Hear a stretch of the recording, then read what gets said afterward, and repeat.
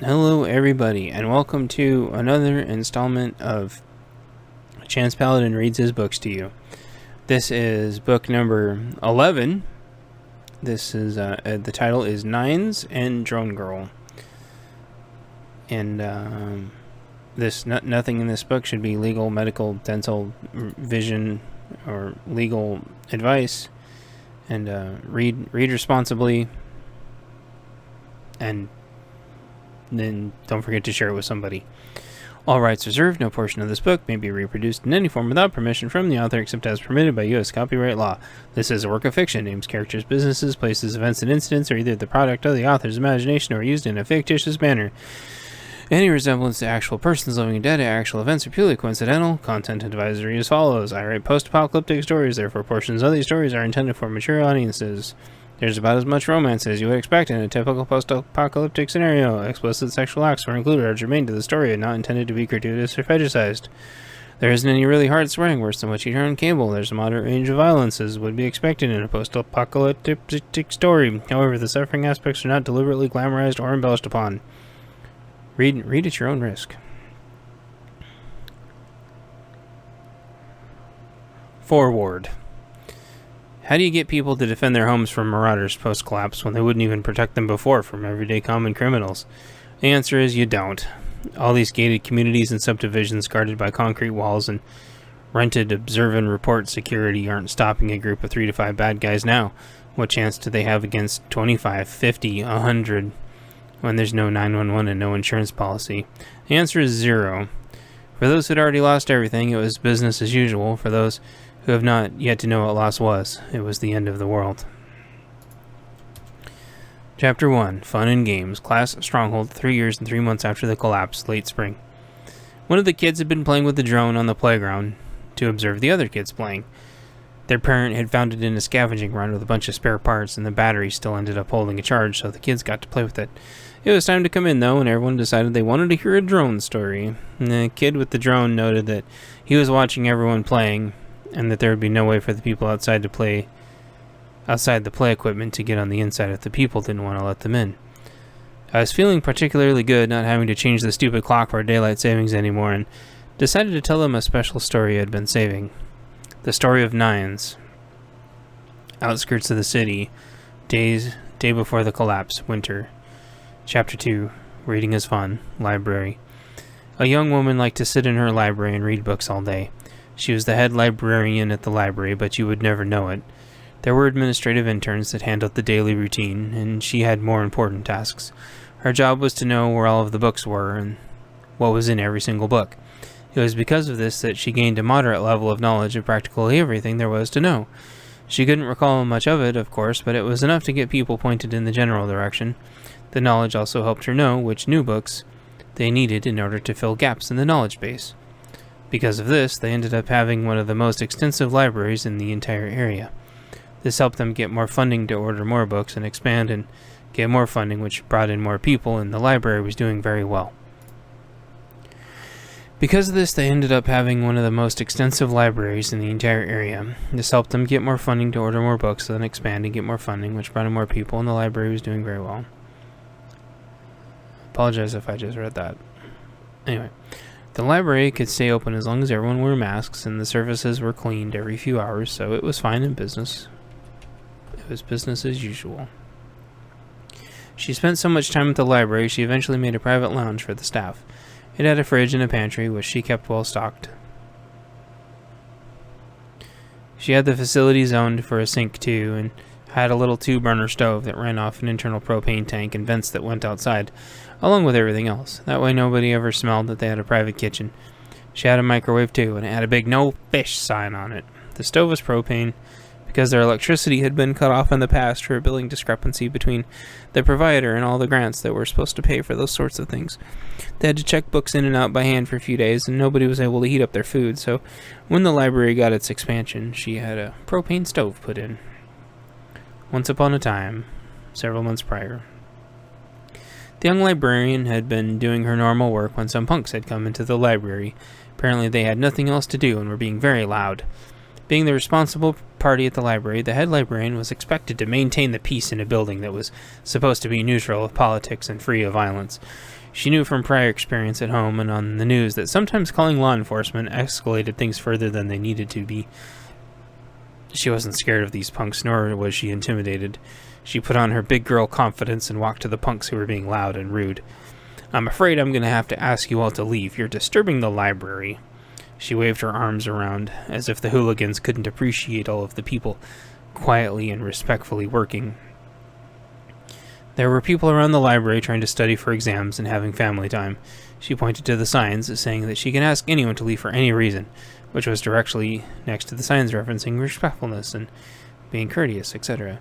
The punks laughed at her and showed rudimentary weapons of their own and demanded to know where all the racist books were at.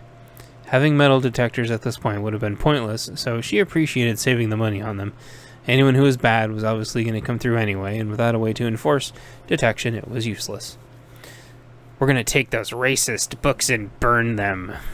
"I'm sorry," the librarian declared. "There is no such thing as a racist book. You need to leave." The punks laughed at her, and she suddenly felt very small. At the same time, a man stood up and positioned himself behind her. Feeling the shadow behind her, and regardless of her physical inferiority, she maintained her icy stare forward. "You want them to leave, ma'am?" The voice came from behind. She replied with the sound of almost grim pity for herself in the situation. "They're not welcome here." An increased threat of force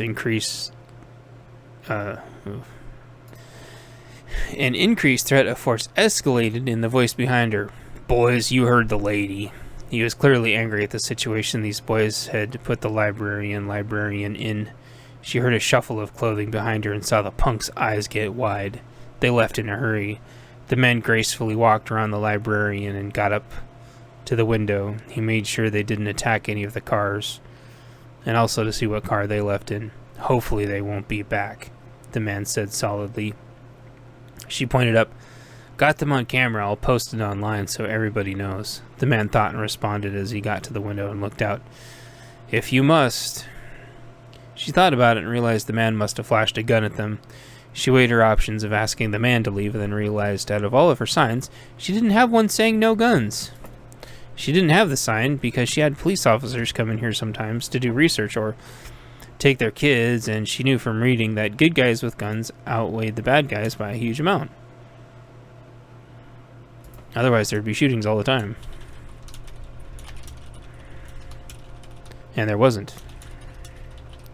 Plus, as she reminded herself, the bad guys ignore signs anyway. Not wanting to post anything of the man with the gun and realized the punks would be encouraged to return and pay her a visit anyway if the video went viral, she kept it quiet. She had plans of her own. The librarian did look around for a second, though, to make sure nobody was filming on their cell phones. Nobody was. There was, after all, a no cell phones sign posted, and everyone respected it.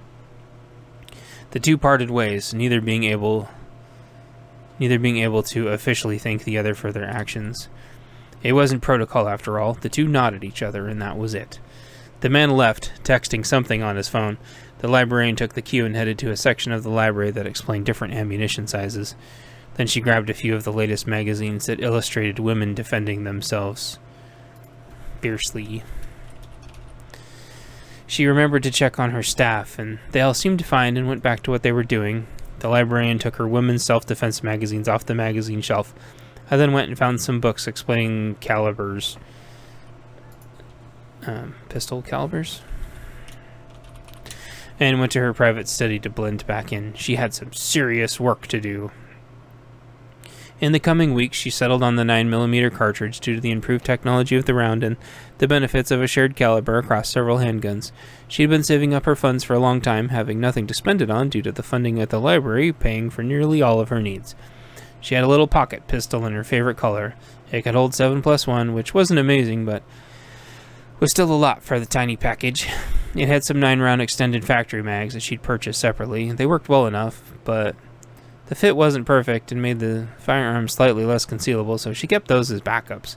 The added bonus was she could conceal it nearly anywhere and no one would know. She also had the guy at the gun shop switch out the trigger guard with an integrated laser pointer that made it amazingly accurate and able to get sight acquisition in close quarters. For her off-body carry gun, she got a full-size double-stack 9mm that fit her hand really well. It had a low-bore axis, which made it aim naturally and held over double the ammunition of her subcompact. She was always carrying a backpack with some books on her, so she ordered online a new book bag that had a concealed compartment where her pistol could fit. The librarian, now taking an expressed interest in defending herself and her hoard of books, ordered private lessons for herself at the local indoor range.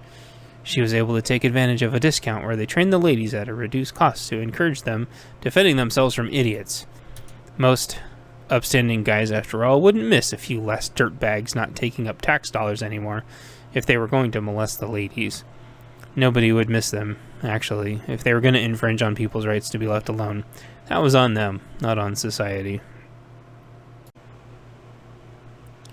For her off-body carry gun, she got a full-size double-stack 9mm that fit her hands really well. It had a lower bore axis, which made it aim naturally and held over double the ammunition of her subcompact. She was always carrying a backpack with some books with her. She ordered online a new book bag that had a concealed compartment in it where her pistol could fit. The librarian, now taking an expressed interest in defending herself and her hoard of books, ordered private lessons for herself at the local indoor range. She was able to take advantage of a discount where they trained the ladies at a reduced cost to encourage them defending themselves from idiots. Most upstanding guys, after all, wouldn't miss a few less dirtbags not taking up tax dollars anymore if they were going to molest the ladies. Not much would miss them, actually, or nobody much would miss them, actually. If they were going to infringe on people's right to be left alone, that was on them, not on society. It was an interesting and thought-provoking mindset that almost everyone at the gun store and range shared. This was where apparently all of the law enforcement hung out. They assured her nobody would miss the scum and that her safety was the most important. So, off hours, she ended up getting lessons from off-duty police and prior military on how to properly use the weapons and transition. They started calling her Nines due to the common ammunition platform she chose. One night, she ended up seeing an elder gentleman from the library. They simply nodded to each other. Nines thought she noted a hint of a smile of approval from him, but wasn't sure. The punks never came back, but Nines knew if she was ever threatened again with mob-utilizing force multipliers, she would be ready. As law enforcement reminded her nightly, they only ever came to document the aftermath. She did start to notice a few of the familiar faces around the library from there on, though. Chapter 4. Did you hear something? Library. Night of the collapse. Nines was sitting in her special nook. It was about closing time. There were some kids combing through some books trying to find out something for an exam they had the next day. It was a hot debate over which historical artist had been missing an ear. Apparently Blugel listed 3 completely different artists around the same time, all missing ears. They ranged from painters to musicians. And the theory was that people had been messing with the internet entries.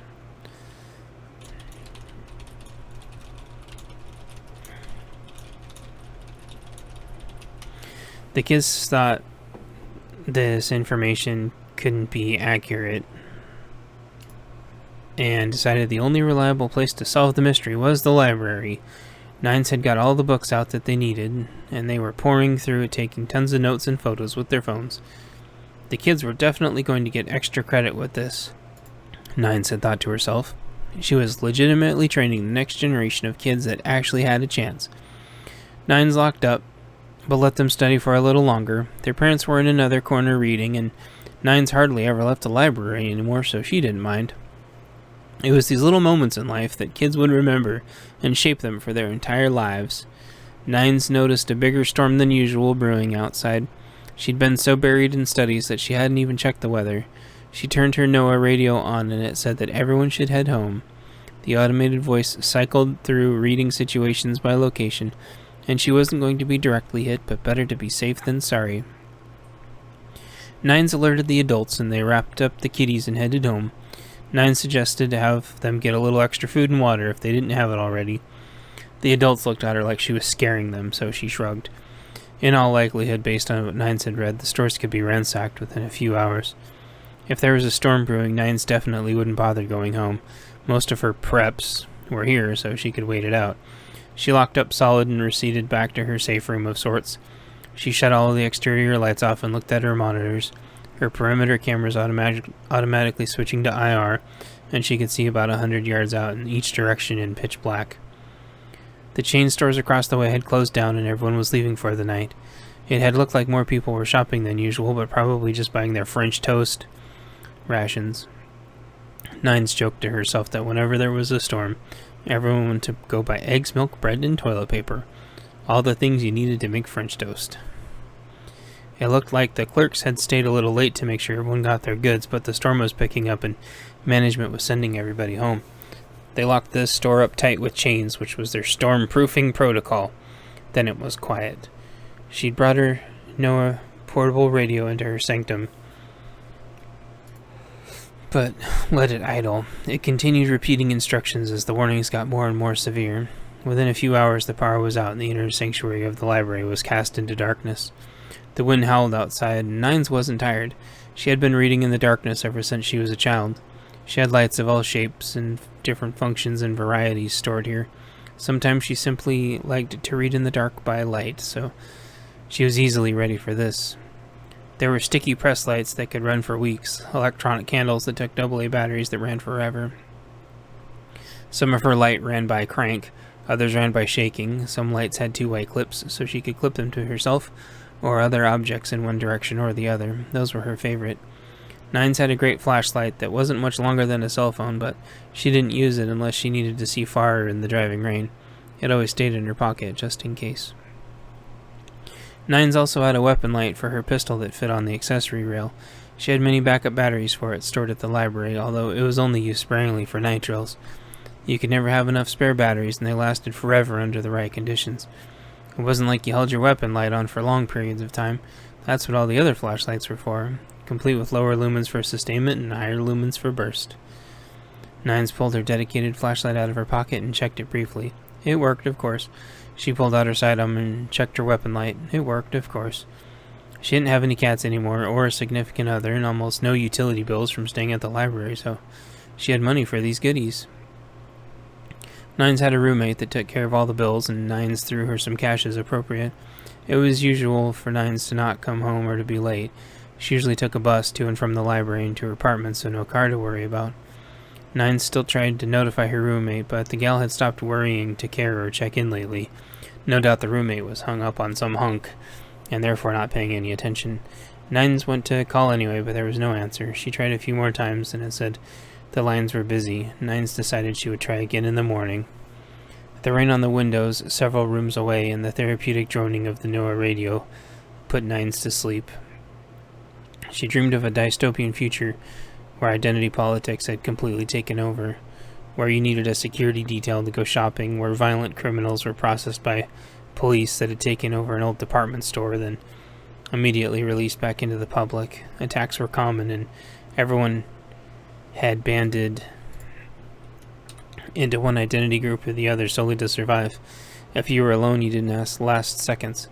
The inmates were finally running the asylum. Baseball bat attacks were just as common as knuckle dusters and needles hidden in people's sleeves. Chapter 5. The silence is deafening. Library. Morning after collapse. Nines woke up with a start as she got ambushed in her dream by someone with multiple needles hidden in both sleeves. She tried to block the flailing attack only to get stabbed around 20 times by the attacker with whatever filth that was in those needles. Nines tingled all over, realizing it wasn't from a dreamed attack, but from falling asleep at her desk in the library again. She heard some droning and realized it was coming from the radio. It wasn't talking about a storm. It was talking about something else. Civil unrest? Looting? Riots? Nines couldn't tell and shut the radio off, so she could collect her thoughts. All the power was off. There was still a storm going on, but it was apparently the other end of the cycle now, so it would get weaker. Nines tried to mash a few buttons on her console, but nothing was working. Oh yeah, the power. I remember now. She picked up her cell phone, 0 bars. She went over to the landline. Upon picking up the receiver, a weird tone she'd never heard before played through. Nines turned her cell phone to wireless only mode and flicked a few switches under her console. The library went from city electric to battery backup on the cameras, and a single electrical port shell was left empty. Nines got her charger out and plugged in her phone and then clicked on her security camera app. The cameras automatically switched to day mode, which turned the IR off. Her phone started charging right away, then cycled through all the outdoor security camera feeds. It looked like a hurricane had hit outside. There were some big puddles, but no major flooding. Some huge branches were laying around the parking lot like giant spears. Nines watched the feed cycle for around 10 minutes and saw no bus. No way I'm trying to walk back to the apartment in this. Nines opened up a drawer on the shelf and got out a blanket and some dry cereal. She put the blanket over herself and started munching away. She watched her cameras for a few minutes on her phone, didn't see anybody, so she shut it all off to save battery power. Her phone had charged decently with the rapid charger she had, and she checked the batteries, and they were basically at full power. When the storm completely passes, the solar panels up top will keep the battery tops off, Nines thought. She didn't have a generator. They were noisy and took fuel. Nines wouldn't allow anything noisy at the library. Nines tried to think about how she could discreetly move around the library without attracting attention. The library was supposed to open soon, but radio had said something about declaring a national emergency. That was a good enough reason for Nines to keep the place closed. She snuck around to where she could peek out the front of the library and realized she had flipped the sign to the "sorry we're closed" position. She snuck back to where no theoretical people would have line of sight of her. She didn't want to attract attention, so people would demand the library open. It was essentially a public library, so it was supposed to be open except in emergency. Hopefully nobody would arrive and try to bother her. She snuck into the bathroom, locked the door, and was delighted the water was still running. No reoccurring hot water, of course, but at least water. This was due to the entire system in the library running on gravity instead of electricity, a smart energy-saving technique. There were enough toiletries and hygiene products stored at the library to last her a long time. Nines also had several changes of clothes stored at the library in case she wanted to change without having to go back to the apartment. She wasn't overly athletic, but liked to jog on occasion. There was also more formal wear for if the library was hosting an event, and several changes of shoes. There seemed to be a tiny bit of hot water left in the system, so Nines took her last shower, as she called it. That's when she would take a shower right after the power went out, since she never knew when it would come back on. Usually the power was only ever out for a few hours, but it was good practice regardless. The shower was quick but refreshing. She could think a little bit better. Thankfully, she was done right when the last of the hot water turned cold. She put on her athletic clothes after she towel dried and was set to go. They were the kind of casual, sporty clothes that breathed and were self-cleaning.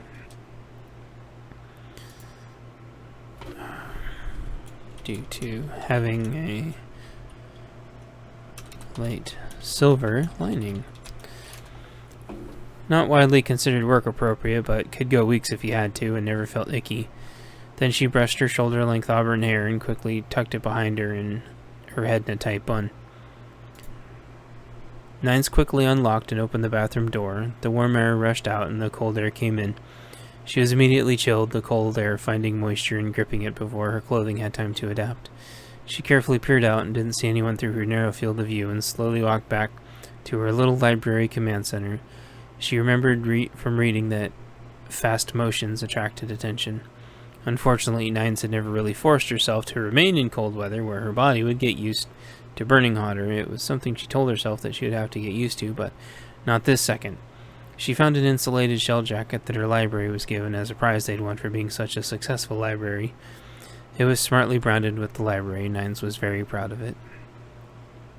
The jacket was very baggy but felt great to wear and complemented the comfort of her athletic clothing well. The jacket had tons of pockets, and so Nines put her keys and flashlights in it, and then Nines had a really good thought.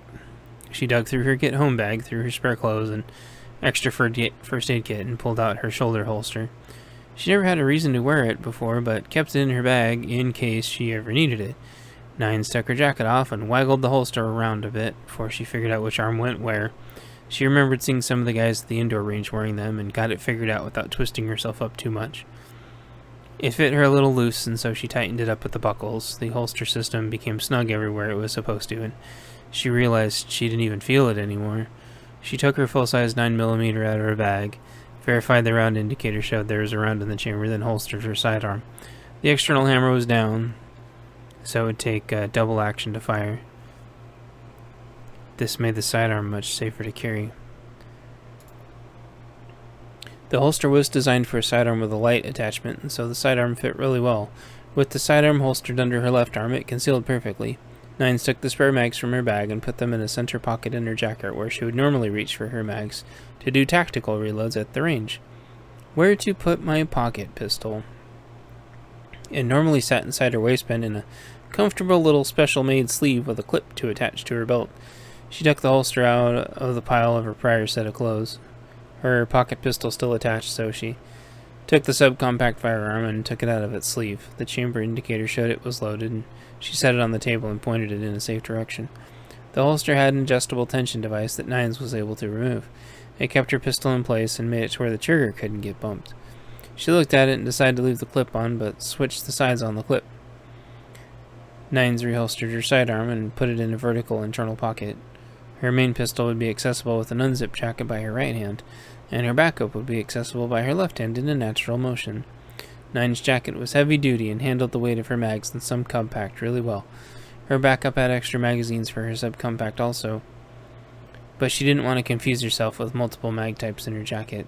The main flashlight went in another pocket where it wouldn't confuse her. She zipped the jacket back up and started to warm up a bit, her sidearms warming up with her and helping to hold on to the body heat. Nines turned on the NOAA radio quietly, and it was advertising everyone to stay indoors, advising, and more about the civil unrest. She decided it was time to do what she always did, get more books. Nines wanted to use her cameras as a last resort, plus she wanted to save the batteries for other uses, potentially. She probably wouldn't take in survivors unless she knew them, but Nines admitted to herself that she'd never given it much thought. It was a public library, so she was probably supposed to take people in.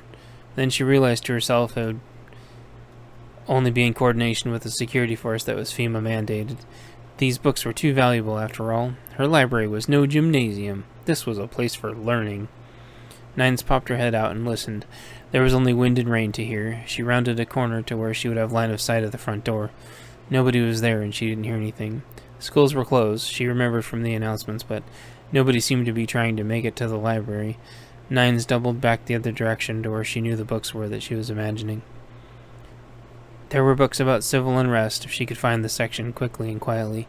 It was hard for her to move slow, wanting to get back to her safe room as fast as possible.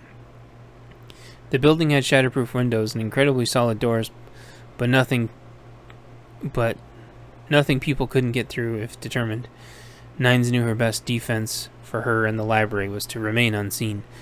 Nines cautiously made her way to the correct book section, walking slow and pausing to listen.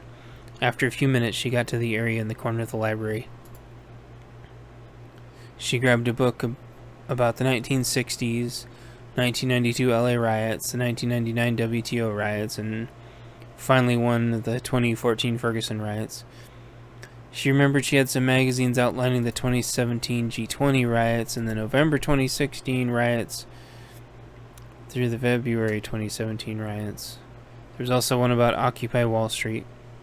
Nines grabbed those as well, along with a magazine about the rise of multiple extreme domestic terrorists trying to overthrow the government.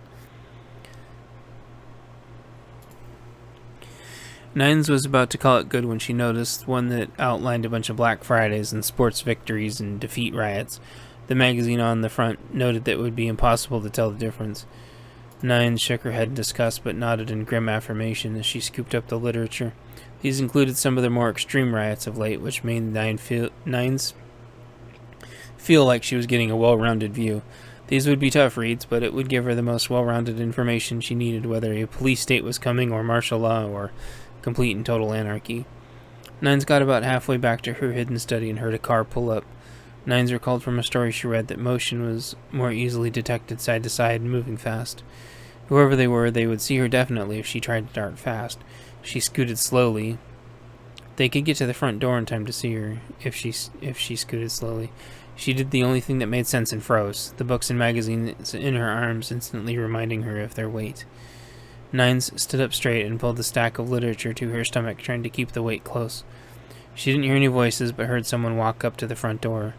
Nines imagined them peering inside, but unable to see her from this angle. If they walked around the building, they would surely see her if they could figure out what they were looking at. Nines was dreading the possibility of what-ifs, including what if the door started to shake. Had she locked it properly? She was sure she had. She heard a steel door open and many large thumps land inside the building.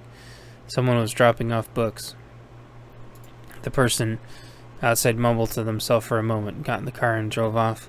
Nines waited a minute to make sure they weren't circling the building and then scooted into her nook, arms strained from the weight. She reminded herself that she needed to start doing some push-ups to get stronger. To be clear, Nines reminded herself that she wasn't afraid of other people. She was afraid of what she might have to do to defend herself. Nines caught the last half of the NOAA transmission. It would repeat again soon.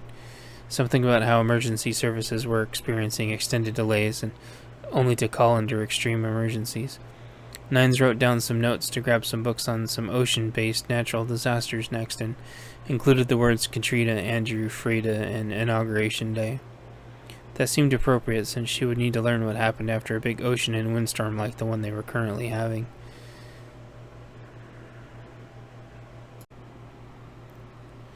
That covers the civil unrest and the storms, Nines thought. Then she remembered one more thing as she listened to her NOAA radio. I have a CB, no, a ham radio that the guys at the range gave me. I just never learned how to use it.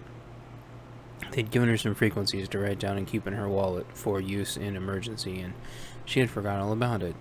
She quickly took notes before she forgot again to get some ham literature she remembered seeing. There was a book from the ARRL out in the magazine area. She couldn't remember what it stood for, only that it was a reliable source for amateur radio. Nines also knew she had a few less technical books of how radios actually worked in etiquette, so she wouldn't sound dumb if she talked on the radio. She didn't have a code word or anything, but she was sure she recalled in emergencies that it was okay to talk on the ham if literally nothing else was working. Nines checked her phone, 0 bars. She lifted the landline phone up in no dial tone.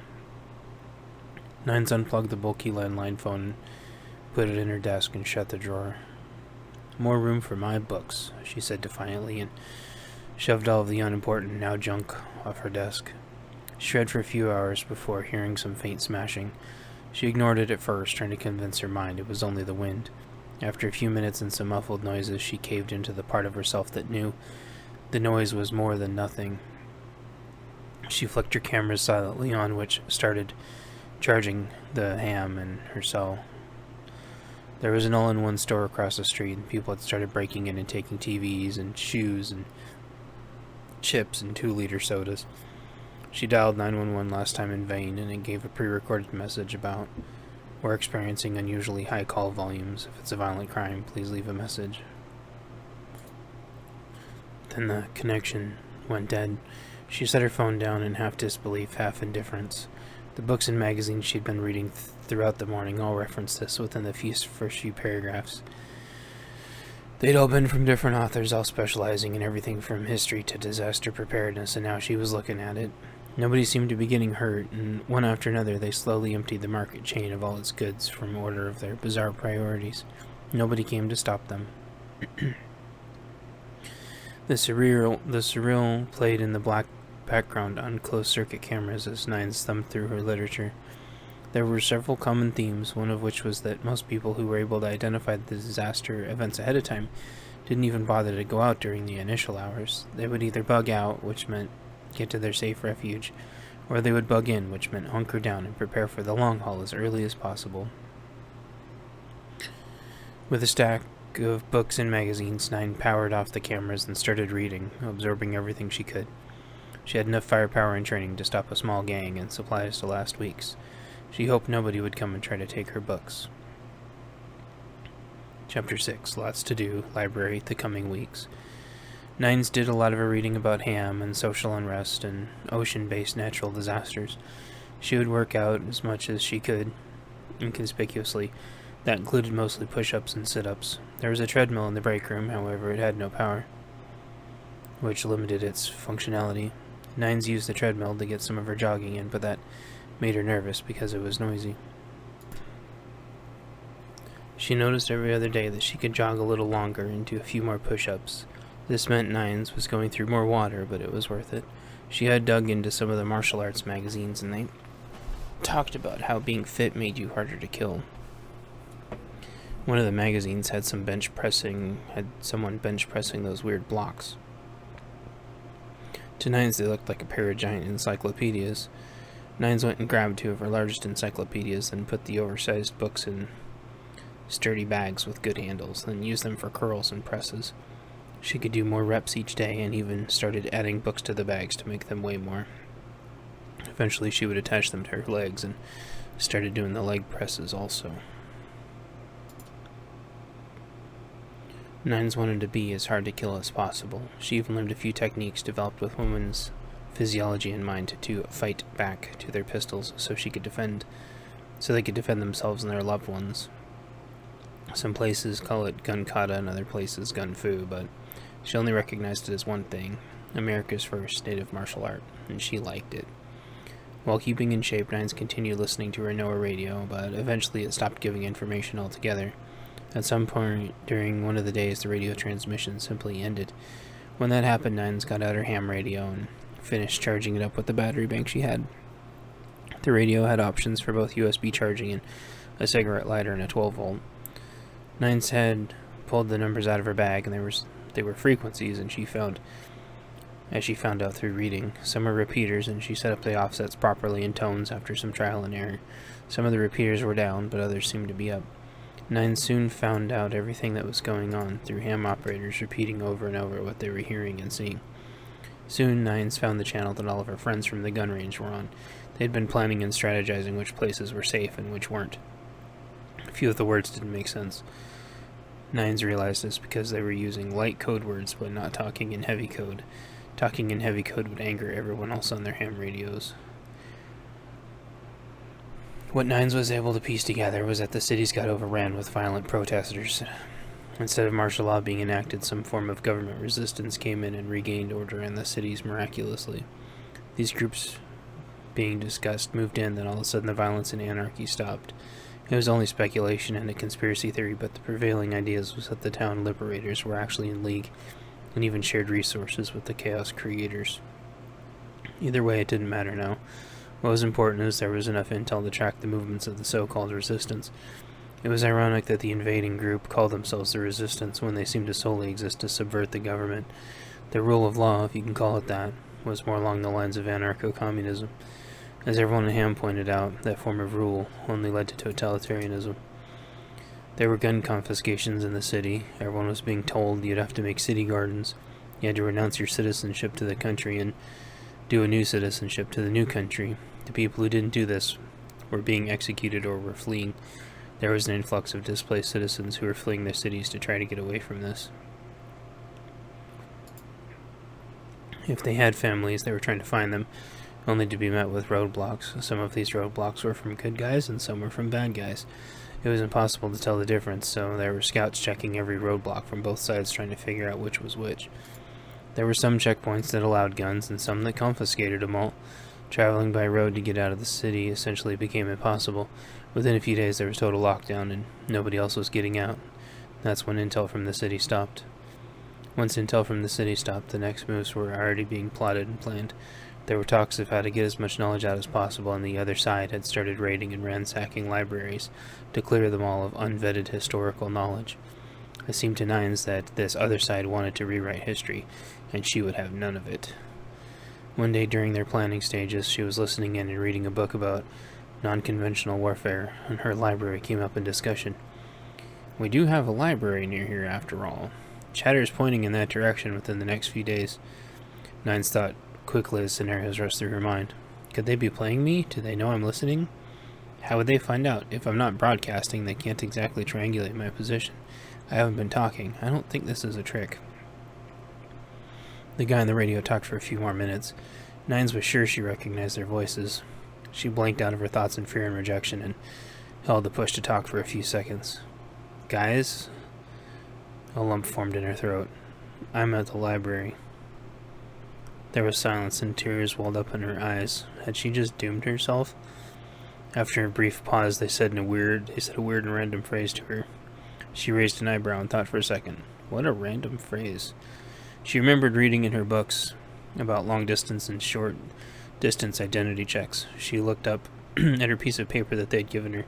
She kept it taped to her radio. It had a couple of random phrases on it that she hadn't understood at the time, but now they made sense. Nines pushed the talk radio and repeated her phrase into the radio, tears welling up more and a lump in her throat swelling. There was a long pause. Nines said, finally, "Did you copy? Over?" "Hang on a minute, over." She imagined them talking amongst themselves, trying to figure out if she was legit or not, trying to figure out if she was worth the risk or not. Then there was a break in the static again. "We'll be in touch, out." Nines was in grief at this point and didn't know what to do. It was getting dark. It always helped her organize. She knew she would be able to see people from a long way away at night if they were using flashlights. It was dusk. Nines decided to go out in the library with the lowest power light she had and started creating sections of books that would absolutely be needed in a post-collapse event. Everything Nines had seen so far pointed this to being a partial collapse with ongoing civil unrest for the unforeseeable future, possibly 3 years at a minimum based on her research, provided nothing else happened. She knew nobody was messing with her because it would be impossible for that much chatter on that many stations to keep a hoax going for that long. Plus, she'd been in the library for days and nobody had stopped by except for the occasional book turn-in and lamentation of the library being closed. With slow movements and her radio clipped on the front of her jacket, Nines ventured out into the library she had so many times before. She had her flashlight on the lowest lumens possible. It would be enough for her to barely read the front of each book with her face close to it, and that would be all she would need. Nines went out and got her cart by memory and feel and got to the section to start with. The most important section in her mind for society rebuilding was gardening and farming. She had a mental map in her mind, which also included fuel recovery, farm equipment repair, fishing, hunting, trapping, third world sanitation, and crowd feeding. Nines was carefully and quietly loading the different books that she thought was applicable onto her cart. Nines felt something weird, quietly stacking her books, and froze. She heard the hinge open near the door that was the book deposit, and something metallic and plastic clanged down the chute. Nines had considered finding a way to lock the chute. She had imagined someone potentially choking her out of the building by dropping an improvised gas grenade down the chute. Nines was confident, though, that while it might make the books smell funny, she had enough of a ventilation system set up in her safe room. The theoretical enemy could of course block the vents, but that would be next level and she'd be done for anyway. "There's a reason why they call it the last stand," Nines reminded herself. Nines had continued convincing herself it was more important to keep collecting books than it was to close the chute. People would eventually figure out that the books weren't in the chute any longer. But that was still less conspicuous than if the chute was suddenly jammed closed between visits. Wouldn't be possible anymore to pretend nobody was there. She stood waiting, book in hand midway to set it down, thanked herself that she had shut her light off, finished setting the book down on the cart. It was a book on how to make complementary gardens that didn't look like gardens. Nan continued pausing and waited longer. She forgot how long she'd been waiting. A voice startled her out of her trance. It was metallic sounding and coming from the book deposit chute. She couldn't hear what it was saying very well, so she shuffled her feet closer, careful to make no sudden movements. "Yes, I dropped off the package, over. Copy on the drop. We'll give her a little bit so she doesn't freak out, over. Copy, we'll give her 5. I'm out of here. Out. Copy on the departure. Out." Silence returned. For some reason, a ton more books started flooding through Nine's conscious. Thermodynamics, engineering, metallurgy. It was too much for her to take. Carpentry. She suddenly felt like she needed every book all at once to rebuild society. "Why is this my job?" she pleaded with herself in her head. But then she realized it wasn't her job to do all of the work, but she needed to preserve all the books. After all, that's why she'd been doing this for so long and so extensively, wasn't it? She'd been filling big and little brains on how to do all these things. But it wasn't getting any better in the area. It sounded like it was getting worse. The library was built well, but it wasn't like a bomb shelter. She needed to move the books to a bomb shelter. More ideas for books to grab popped in her head. Did she have a book on bomb shelters? Who knows, maybe. Then she ecstatically remembered she had a box donated to her by some people who had lived in the area for a long time. They were old war pamphlets or something. Nines had quickly grabbed the box and hid it before anyone could see it. They were worth hundreds apiece and had incalculable historical value to them, but may appear like trash to the common person. Nines had been saving them for the day where she had an environmentally controlled case. She could display them for people to look at. Then she remembered the talking in front of the library. It must have been some kind of radio. It was very dark outside now, but Nines could walk to the location by memory with her eyes closed if she had to. A green glow emanated from the book deposit bin, some kind of electronic device. Nines got close enough, and the glow reflected back onto the object, and Nines confirmed to herself that it was a radio. Nines picked up the radio, pressed the button to talk. Package received. Copy on the reception, over.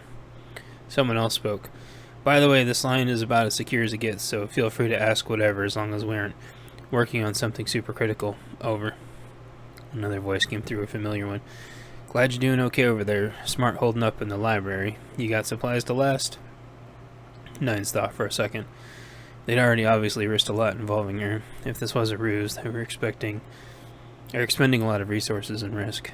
She decided to trust them and stop even thinking about it. If things got weird, she would reconsider. I have supplies to last at least another month or so by my estimates, maybe a little longer if I ration. Over. Copy on the ration counts, someone said, one of the voices she'd heard a few times before. Nines imagined them tracking and estimating rations. She knew from reading her survival books if there was a portion of time where you had to live off preps until you could get a steady food supply set up. In the winter, this was virtually impossible. The more people, the more food, but the more security. The less people, the less food, but harder to do. Guard rotations, firepower, etc. There were force multipliers, but nothing replaced all of the critical thinking power of an alert and rested group. The familiar voice came back over the radio. Nines was sure she trained with this guy at the range before, although voices sounded different with earplugs, which is the situation. She was usually talking to people at the range. There was a lounge where they could socialize afterwards, but Nines wasn't the social type. She'd politely bow out, saying she had studies to do. The group never pressured her to stay, and she appreciated that. They seemed to be happy that she was training, and that was enough. The group always made her feel comfortable, and so she liked to stay and listen as much as she could as long as the attention wasn't ever on her. They knew she worked at the library, and that was enough. If they did try to talk to her, they made sure it was library questions. She liked that a lot. Oh, by the way, the radio has a good battery on it. Please leave it on, in case we need to get hold of you. We'll try to bug you only in emergencies, otherwise it will be chatter between us regarding vetted security and intel. Someone else chimed in. Also, you can keep chatter to the public channels, but keep everything here secret. Nines responded. Sound good. Thanks again. Very welcome, man. Welcome aboard the team. Out. Nines thought to herself, a team. I'm part of a team. They want me to be a part of their team. I guess I already accepted it. With situations such as this, you don't often get to choose your team. This was a rare opportunity to be with people she could trust. She went back out to the library. She had recessed inside a bit during the discussion. Nines redoubled their efforts to collect as many books as she can and have them ready to move. She remembered all the times in history where knowledge was destroyed, simply because it was inconvenient to remember. In order to destroy one book, the entire library could be lost. Hundreds of years of written knowledge disappeared like dust in the wind. Some of the information in the library was more ancillary information. There was some other knowledge here, though, that was virtually irreplaceable. Nines took the cart in the dark back to the boxes. She had started filling with the books she felt most important. Books about knots, veterinarian, doctor, encyclopedia sets, and more. She knew that the workbooks were less important. They could easily be found in schools around the area. The history books Nines was collecting would be able to fill in all the blanks and restore historical accuracy that had been lacking in the school system of late. The internet hadn't been helping either, where people could change history however they pleased with open collaboration tools and no accountability for false and misleading information. Loading up pseudoscience with no peer reviews only exasperated society's brain drain. Instead of driving people away from the library, though it seemed to bring more people in, parents had been realizing the situation for some time and were doing a sort of counter-brainwash, basically teaching the children the old ways. It was Nine's responsibility to make sure the lifetime of knowledge was always maintained. This was the best chance she had. She made 3 more trips collecting books and boxing them up. When she was all done, she was exhausted. It was late. She had the radio clipped to her jacket pointing in so the light wasn't visible to anyone, and there had been no further communication. With her brain unable to process any more books for the night, she went into her little hidden room. She climbed onto her collapsible cot with all of her blankets and fell asleep. Chapter 7. Startled. Library, next morning, pre-dawn. Yeah, I see them too. How many? At least 25. What are they doing? The usual. 3rd already this week. Nine stirred. Her subconscious understood the difference between radio chatter and people next to her. Then the night before sprung into her conscious and she remembered. The radio.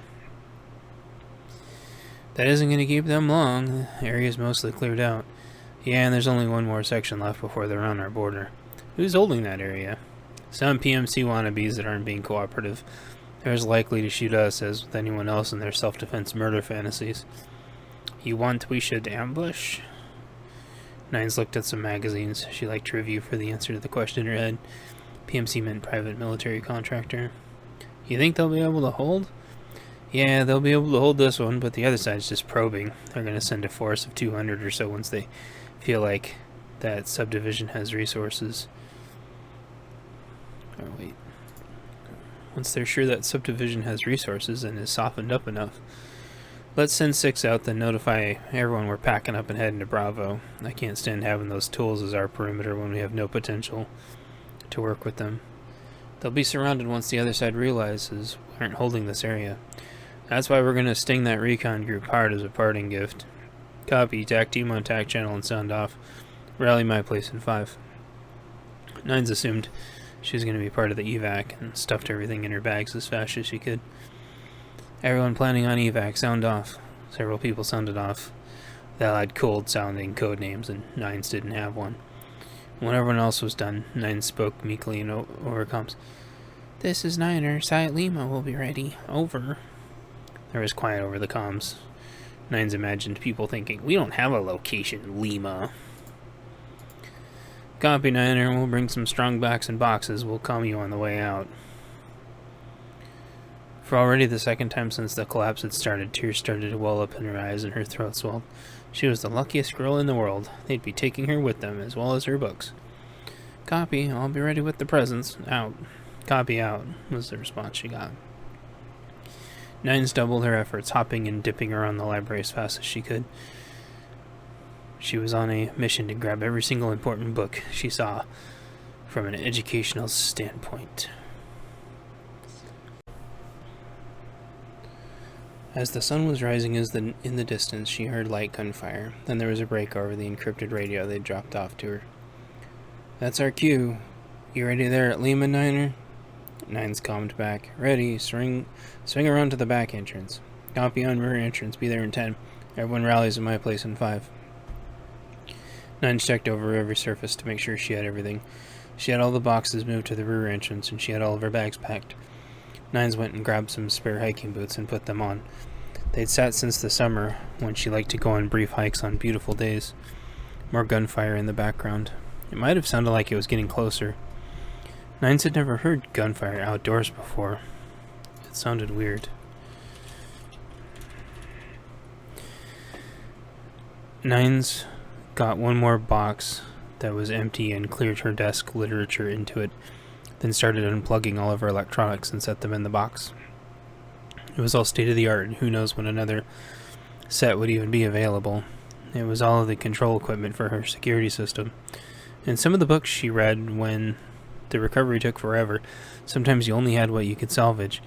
Night vision was super important, and all they would need is a power source. It was an amazing force multiplier, as the literature told her. What had given her peace of mind prior to the collapse could potentially be a lifesaver in the coming years. Nines ran into maintenance, and got a tool that could reach and get all of her cameras down by raising up and getting out some of their pre-built sleeves that had made maintenance and directing a breeze.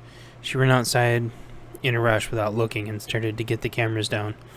Nines popped the cameras out as fast as she could and was putting them in a box running around the building. She got several down before her senses abruptly alerted her that something was wrong. Whether she felt it, heard it, or had seen it out of her peripheral or a reflection, she didn't know. There were 5 guys running at her for dear life. Nines immediately knew they were bad guys. In one motion, she unzipped her jacket, reached in, and grabbed her full-size 9mm with her right hand and pocket pistol with her left hand. They all had weapons, and some of the weapons looked like they might have seen action. All Nines saw was paper targets.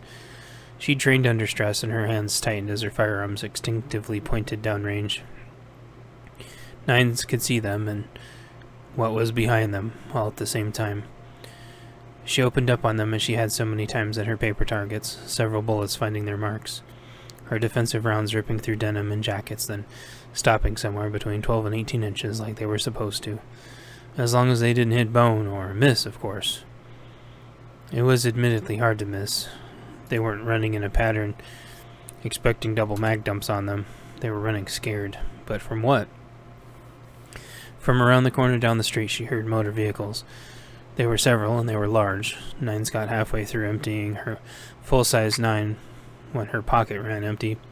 She put it in her pocket, grabbed a fresh mag as her full-size ran dry. 2 were down, and several were still running at her. She slammed her new bag in, hit her slide release, punched it with both hands, and stopped the other 3 in their tracks, the third falling only feet in front of her. All alive, but they wouldn't be for long. She yelled the only thing she could think for some reason. "I want to see your hands!" She got on her radio. "I have 5 down. They were running from you guys. They aren't with me." Nines knew she couldn't hold her pistol on them for long. She either had to get out of there or put them all out. It was a scenario she'd read so many times on how improbable it was to successfully hold a pistol on someone for very long. Copy, we're a block out. Nines stepped back, taking in the situation. She started to shake. They had several bloody weapons, and several of their arms weren't bending. She assumed they had more concealed weapons literally up their sleeves. One started crawling. "Don't move!" Nines yelled, but the bad guys realized she wouldn't shoot them as they weren't a direct threat now.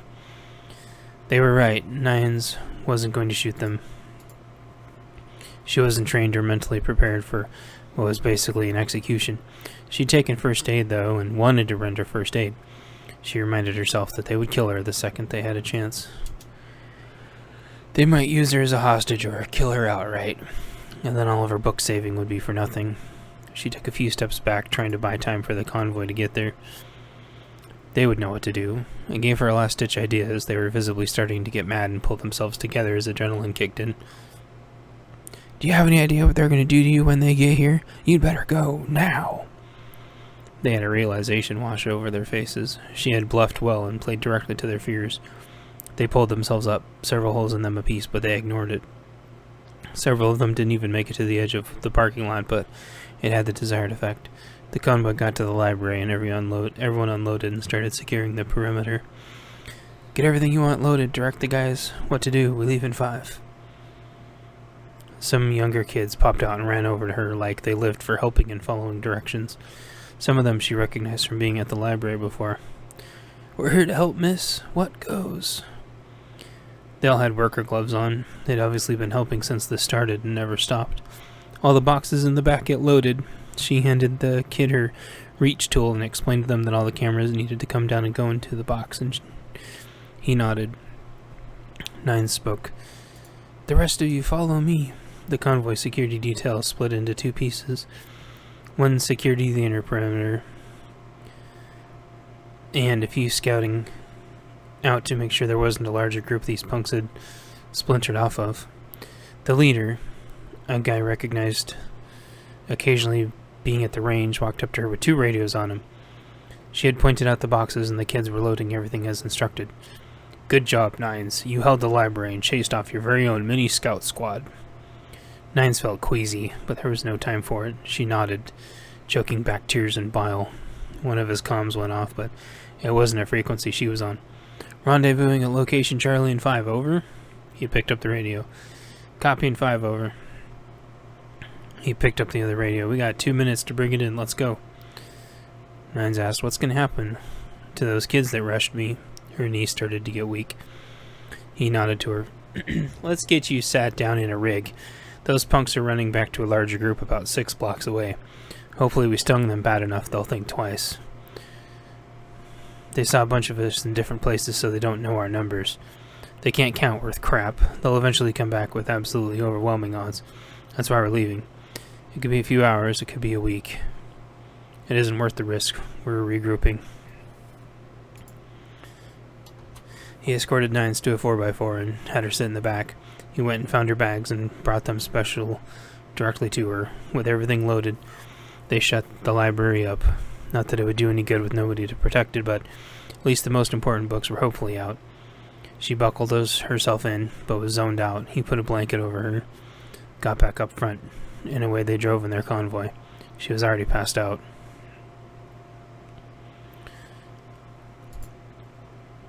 The story of Drone Girl. In the suburbs of South Sealth, night of collapse, winter.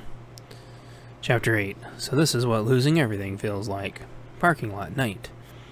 Another night in the parking lot, in the cold, bundled up in her blankets. The window cracked slightly to allow the vehicle to breathe. It was cold outside. She had purposefully driven away from the storm, so she wouldn't get caught up in the chaos that storms always bring. She was a quarter-mile from trees and electricity poles underneath a well-lit lamppost. She didn't think the storm would be powerful enough to knock anything that big down here, but the information on the news was never accurate about location or strength of storms in the last few years. She had enough food to last months in her semi. It had a sleeper cab. It blended in well with the other truckers that parked in parking lots for the night. It was a stark contrast to the RVs that parked that sometimes got chased out. She never did, however, although she did switch parking lots every other night. She had a routine that she followed, knowing which parking lots were tolerant to the truckers and which were not. She talked to other truckers on Cebu who all called her Drone Girl. The moniker had become so synonymous with her that she gave up using up her old name months ago. The other truckers treated her kindly and didn't feel like she was hogging their lanes because she wasn't actually bidding on transportation logistics. She was simply houseless, and this was her home. She had, after all, lost everything. No address, no mail, no family, no cats. It was all gone. She had a little job working at Radio Crash until, like everything else, it got wiped out and never replaced. Drone Girl had been moonlighting on the side, taking drone footage of whatever people needed, and made her $100 here and $100 there. People could compile the footage and make cool promo videos or whatever it was they wanted to do. She'd been able to save because she'd already been living in a car for months. The bank had stolen her house like they had so many others. Foreclosures were a death knell for credit. Renting, and all around never having a place of your own to live in ever again. That's how she originally learned of everyone homeless using parking lots to spend the night. Of course, it didn't take long before corporations took over drone footage and ran all the small folks out of business. Weeks prior, after having her house foreclosed on, Drone Girl couldn't get a new place. She ended up having to sleep in parking lots in her car. After all, apartments wanted first month, last month, and a deposit. Which was far higher than her house payment ever was. On top of that, China and California investors had tripled housing, and it was impossible to get anything under $3,000 a month right now, even for a one-bedroom. Drone Girl had found a local gym that would let her exercise and shower there for a very affordable price. There had been a bistro next to her electronics job that gave her scraps at the end of every night to save on money.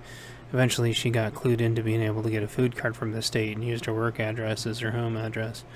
She opened shop in the morning and could get the mail. Through this method, she was able to eat okay again and started stocking the spare food in her car. Drone Girl would eat out of her food stores if she absolutely had to, otherwise she kept mooching off the bistro's food they would otherwise discard in the afternoon when their lunch rush ended and they were closing up.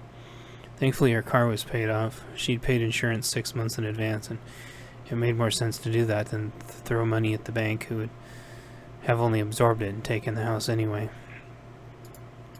She lived like this for 3 years, never taking a day off at the Radio Crash. Drone Girl had worked all the extra hours she could, and she could magically pop up at work at a moment's notice if they needed her. She got promoted quickly, getting 401k sharing, and additional paid time off and sick leave. Drone Girl used none of that time trying to do her best to learn about every product in the store. They mostly kept wanting her to sell phones, though, but she ended up making a decent commission explaining and training people in the ways of electronics. Every time someone asked her to do something she didn't know, she would go to the library and learn. Drone Girl quickly outpaced everyone else in the knowledge department this way. While everyone else was struggling with phones, she was building drones. It wasn't long before she was building and selling drones out of the radio smash. Drone demand had gone way up after the FAA passed several crippling restrictions on civilian hobby drones. Drone Girl paid fair prices for all the equipment that she used, but had a little secret web store on her phone that she could sell them on with a cryptocurrency that couldn't be tracked. The cryptocurrency immediately would flip into funds that deposited into a pay-as-you-go card that took out like a 1% fee, which equated into virtually nothing. It was basically untraceable and untaxable. Taxation was theft, of course, and Drone Girl already had a brutal income tax that robbed her over a third of each paycheck.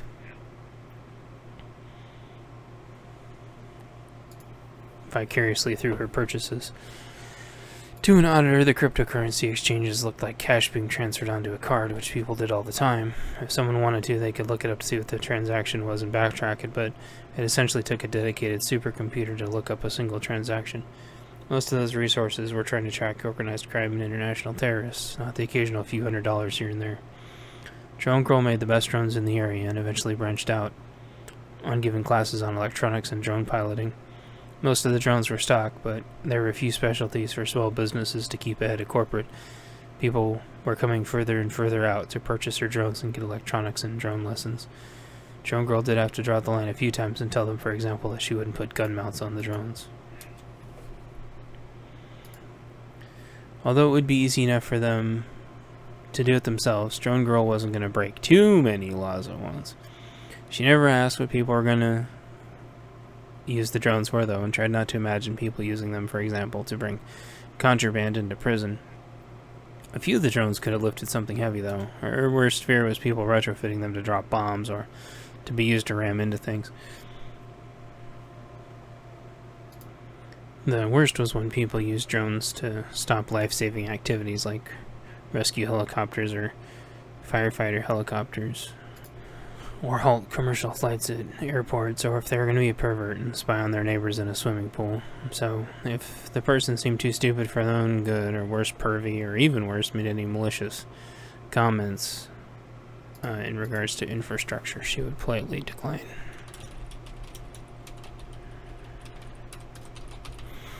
No jobs like that ever came down the line that concerned her, though. She'd imagined that if any mafia types tried to get her to make anything, that she would have tried to get some leverage over them so they couldn't kill her. Put some data on a dead man switch or something, and use the drone to get the footage. Thankfully, it never had come to that. She had heard of some drone swarm technology, though, that she wanted to get her hands on, as people had been using swarms of drones to counter government operations.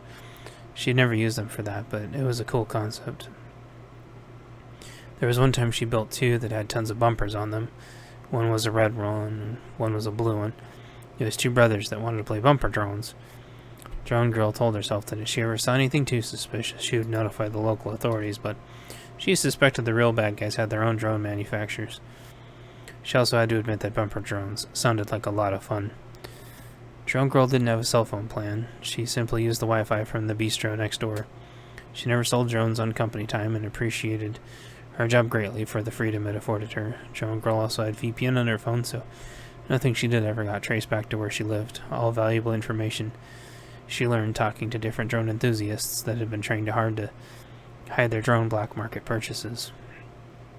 Unfortunately, one day, the company she worked for got bought out due to a lot of messed up reasons. The biggest of which is that they ignored their core group and focused on cell phones. Another reason was online ended up being comparably priced and more convenient.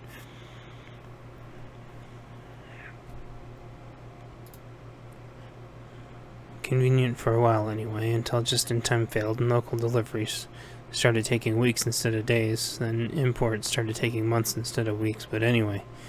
Our local shop appealed to the new generation who only wanted a cord for their gadget instead of actually building electrical equipment like the old days. Also, more importantly, it was handy to have made in America for every time there was a trade dispute. Unfortunately, though, when the new company sold, the new owners kept the brand but got rid of all the brick and mortar stores. All of a sudden, selling a wire here and there to complete a project wasn't paying the bills anymore, especially when the infernal rent kept going through the roof to gentrify the local businesses to be replaced with ultra-high rent condos. On top of that, minimum wage had somehow been reclassified as living wage and had gutted the middle class and any hope of entry-level jobs anymore. Drone Girl had made it to supervisor, but had never made it to store manager. Not that she wanted to. It was mostly because she refused to sell crappy, overpriced cell phones and promote their ridiculous contracts. Even as a supervisor, all she did was try to teach the newbies what everything was in the rest of the store that wasn't cell phones. That didn't bother her, though, because most people didn't come in there to buy cell phones. Most of the employees stood at the cell phone counter or register all day and didn't really do much. Drone Girl felt justified in that and had outsold everyone in the store and eventually the district by focusing on components that people actually needed. This meant she was getting a decent commission the right way, but also it helped that she was providing a better service to everyone. Unfortunately, that was the end of her being able to make drones for anyone. She still had a little freelance work she could do, and she made a few special drones for herself. Drone Girl wouldn't sell these drones unless she absolutely had to. Each was special to her and served a different purpose. They sat in the back of her car under blankets, so nobody could see. The food stayed in her trunk in boxes with her tools. She racked her brain on what to do. She was high enough in the company, had been working there long enough to where she was going to get a severance, various time off back pay, and they were going to be buying out her 401k. She'd been price matching her 401k at 10% on her check, so that was a decent payout also. Drone Girl heard that a lot of others weren't that lucky. She didn't tell anyone. Drone Girl did a few last aerial jobs for a construction company, then compiled her money together. Drone Girl tried to wrap her head around how much finances she had available when her work cut her loose. Combined time off was around $700 in compensation, $360 for severance, and $15,000 in 401k. Taking full advantage of the price matching made her a small fortune in a quick amount of time. Drone Girl also checked the trade-in value of her car, and it was worth around $5,000. It was a common automobile, and thus was always in super high demand for the used market. There was one last thing that her job offered her, which was a school credit to take a single class of whatever she wanted. She thought about this and about how much money she had. Drone Girl had the best idea ever. It would work perfect for her since she was already basically knew everything about electronics and didn't need to go to school for that. What class would be helpful? None, really, but there is one class that was a once-in-a-lifetime way. She could be completely set up and insulated from so many issues all at once. Drone Girl had seen a pamphlet about other jobs at the library on display. There was one that talked about a Class B CDL, which was driving so-called straight trucks. Those were like buses and dump trucks and other easy-to-drive vehicles. The pamphlet, which she dug around and found, explained all the benefits. Classes only took about a week versus the high-level certification that could take months. Classes cost less than $2,000 versus the higher level certification that costs as much as $6,000 or higher. It was the perfect amount for her class voucher to cover, and the right amount of time also. Drone Girl went and took the class and got all of her money together, and then went to the semi dealership. A transportation company had recently gone out of business due to transportation crashing again, and there was the perfect truck there waiting for her. It had a sleeper cab and a container already on the back that was built in. The sleeper cab even had a door into the container area, and the container was locked, so it was like having a second room built in. The dealership was in a relatively hard spot. Drone Girl's credit had a giant do not sell mark on it due to the stupid foreclosure. Another issue is that the dealership knew that the market was tanking, and he needed to sell the truck to someone, and he hadn't sold trucks in a while. He figured if Drone Girl had a job for it somehow, that at least he would get some income. Drone Girl was slapping down $16,000 in cash on a vehicle he couldn't easily flip. Drone Girl had a little backup cash she had from her side projects, and she'd been saving but didn't want to show her hand. It was her emergency money, and since she didn't use banks, it was all in cash. If anyone found out, she could easily be robbed or worse. They talked about it a minute, and there was only one stipulation. It was that he had to throw in a tracking device on the vehicle in case Drone Girl didn't pay, so Repo could find it easily. Drone Girl agreed and had essentially a brand new truck. It had a giant sleeper area and a whole big empty trailer for her. She took everything out of her car, put it in the sleeper area of the truck, and signed the car over to him. They shook hands, and Drone Girl headed out. Drone Girl could have went into the store and built something in a few minutes to find the tracker and remove it, but she was trying to build trust after all. Drone Girl immediately drove her new vehicle back to the closed-down Radio Smash and the bistro to hopefully find someone to show her new truck off to and get her some free Wi-Fi. Drone Girl really didn't have any friends, so that was her plan, and she was proud of her new catch. Then she was going to drive to the library to look at pamphlets to try to find work. Upon arriving to the closed-down Radio Smash, the manager was there with the door already open. There was a closeout sign in huge letters. Nobody had told Drone Girl what was happening to all the merchandise in this event. The store had been locked for the entire week she took the class. To make matters more stressful on Drone Girl, the whole entire shipment had been delivered directly in response to an order made from her side business, which included enough parts for almost 100 drones. It was simply sitting in the back in boxes on pallets, with her having no legal access. Apparently orders from the top were to liquidate everything despite all the money she was making in the company, and she had got there right as the liquidation was to start. Drone Girl immediately hopped out and saw that everything was marked down to like 95%. She'd been planning on telling the manager her plans for selling drones out of the storefront for some profit sharing and maybe even get her own little nook in the store. Especially now she was facing the parts potentially getting parsed out to who knows, maybe even competitors. She'd be completely driven out of her own market. Her business plans would be impossible to recover. She told the manager immediately that she would give him $500 cash if he would take the sign down and forget this ever happened. At that moment, she was so thankful she had spared herself a tiny bit of cash from her new vehicle purchase. He thought about it and seemed to have a realization that, like literally, none of this was being tracked, inventoried, or entered into any system. The two went inside and she handed him $500 cash and 20s on the spot. He scooped it up before anyone could see he took the sign down. She loaded not only her order, but the entire store of merchandise. This included most of the removable shelving and all the security cameras and wiring that had been dismantled into the back of her new semi. Without another word, she drove off before he could say anything. She never saw him again. Drone Girl spent the next few weeks hopping from spot to spot in parking lots at night and going back to making drones for people. She made her money back on her first drone and had enough equipment to make plenty more. After selling a few drones, she drove her truck back to the dealership and made a few payments. He was extremely happy, but didn't ask how she got the money. He also got into her truck for her and removed the tracking device that was installed to find the truck if the payments defaulted. Unfortunately, his store closed down a few weeks later. She showed up to make a payment one day and everything was gone. Drone Girl wondered where this left the ownership of the truck, but decided to head back. Drone Girl had given him her address as the bistro next to the Radio Smash, and that was where she'd been picking up her mail. She completely filled the sleeper cab cabinets with food from her state food card. One day the bistro let her know that she got a strange letter in the mail from a car dealership. She came in to get some breakfast and they said, "Here's your mail." She only ever got like 2 letters a month, so it was really weird. She opened it and it was the deed to her truck and a note. "May this truck bring you good fortune. You seem like a go-getter. Good luck out there. Truck dealer guy." She owned the truck outright. She couldn't believe it. Things seemed like they were going so well all of a sudden. In celebration, she went and dug through the back of her truck until she found a CB and set it up.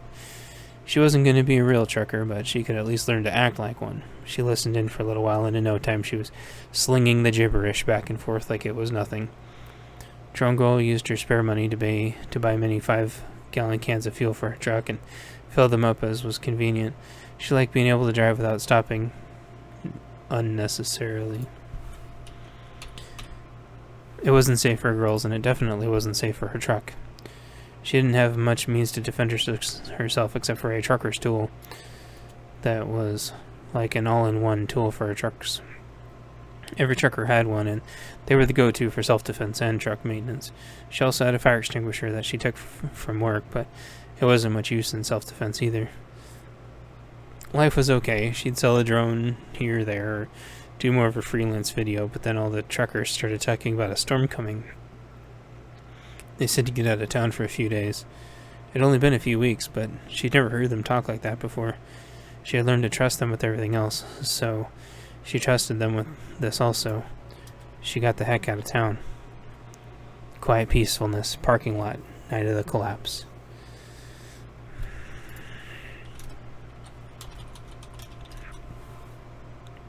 There was no chatter on the radio.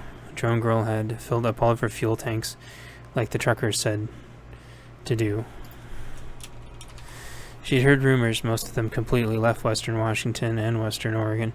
None of them would go to California. She felt like something bigger was brewing. Maybe they're just being paranoid.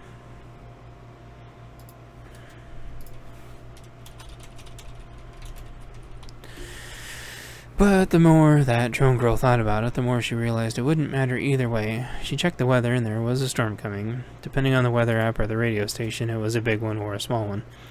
That would be landing somewhere around Seattle. Some were estimating it to be the biggest storm to hit in recorded history for the West Coast.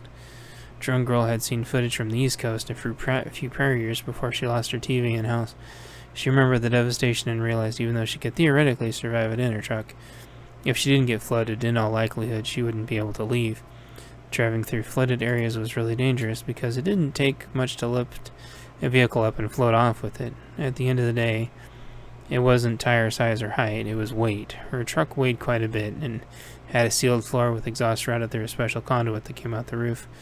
Drone Girl had realized it looked super cool, but not up until this moment understood how important it could be with lowland roads washing out. She may have to escape. Drone Girl mused being able to surveil the footage with her drones and maybe how it would help find survivors, so she sat in the parking lot close enough to be able to help do that, but far enough away to actually survive impact.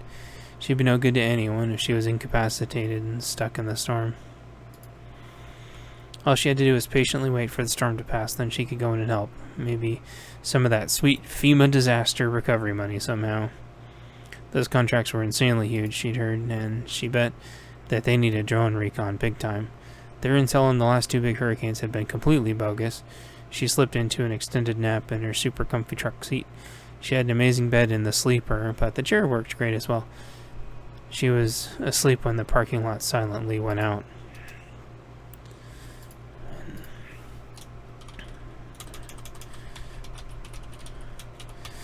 When the electricity in the parking lot silently went out. Chapter 10. What to do parking lot morning after collapse. Drone Girl woke up and rubbed her eyes. She didn't notice anything weird. Things were quieter than usual, but it was quiet last night also. It seemed like quiet and storms went together. She went in the back and did her morning hygiene routine. She heard some chatter on the radio, but not much. Hold on. She heard some chatter on the radio, but not very much, and it didn't make sense. She came back out and tried to listen, but it was quiet again on the radio. What she didn't notice is where all the lights were out around her. Nobody was coming to work. She brought out her paper maps that she always kept on her and reviewed the plan in her mind. More chatter on the radio, things that didn't make sense. She responded, "Hey, what's the sitch on the rebel territory? How'd it fare?" More gibberish about anarchy and some new group taking control. Like their own version of martial law. Then the anarchy suddenly dissipating. No trucks in or out. "You guys need more sleep. Joke's over. How'd the city do? Safe to head in?" Someone was broadcasting far off. "If you know what's good for you, you'll get out. Come back." "Get out from where? Why? What's going on?" But there was nothing. They must have all got out overnight. She guessed they went around the city and headed straight for eastern Washington. If they'd headed north or south, she could have still been able to hear them from where she was. She flicked to every channel, but nobody was there. She regretted not having the ham bands on her main rig. Drone Girl was suddenly feeling nervous and out in the open. She was next to a grocery store, and it wasn't opened, but it was time to be opened. She'd wanted to get some fresh coffee beans because she was running low. Looks like there were some people at the door wanting it to be open and being mad that it wasn't. They looked around, and then a brick seemed to emerge from nowhere, and they smashed their way right in Drone Girl hit the emergency button on her phone. It worked whether she had a cell phone plan or not. There was some weird message it played back about emergency services being reprioritized. She hit the disconnect and stared into the store with her phone in her hand, realizing her mouth was partially open. She shut it, brain having mostly worked out the situation. Something bad happened in the city. Law enforcement is taxed. Those punks were looting.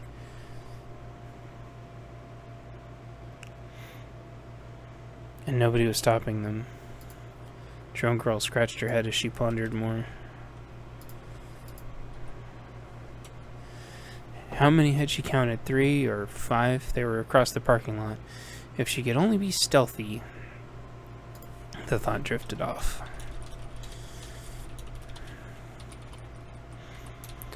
Drone Girl started her rig warming up and then grabbed her trucker buddy, locked the door behind her electronically, then went into the store. If this was it, Drone Girl wanted to make sure she got something to work with. The punks were raiding the alcohol area, and they had a shopping cart apiece loaded to the top. Liquor had been legalized in grocery stores years ago. Put a ludicrous amount of good workers out of business. It was subsidized work, but regardless, that doesn't make it right to wholesale destroy a system when it had been working for so long. In the long run, all it did was put a ton of people out of business, and liquor theft went through the roof. These kids would have a hell of a time getting into a liquor store, but it took 2 seconds to get to a grocery store.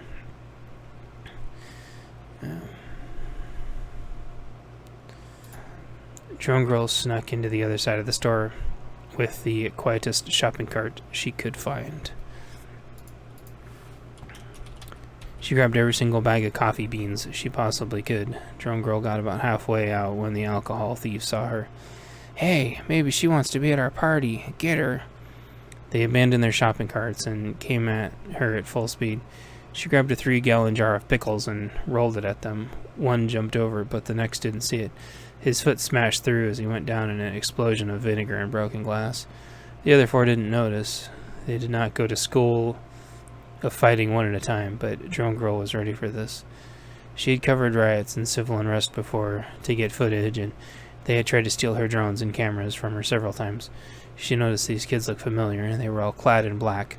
She reminded herself they only stood one thing: force.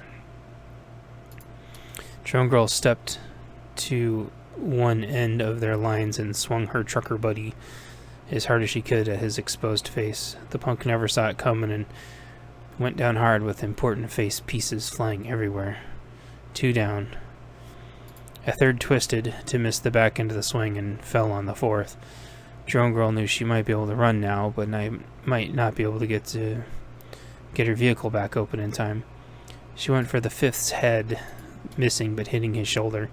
His arm immobilized, he looked for something to throw at her with his good arm to try to wear her down. She bolted away, pushing her cart out the propped open door as fast as it would go.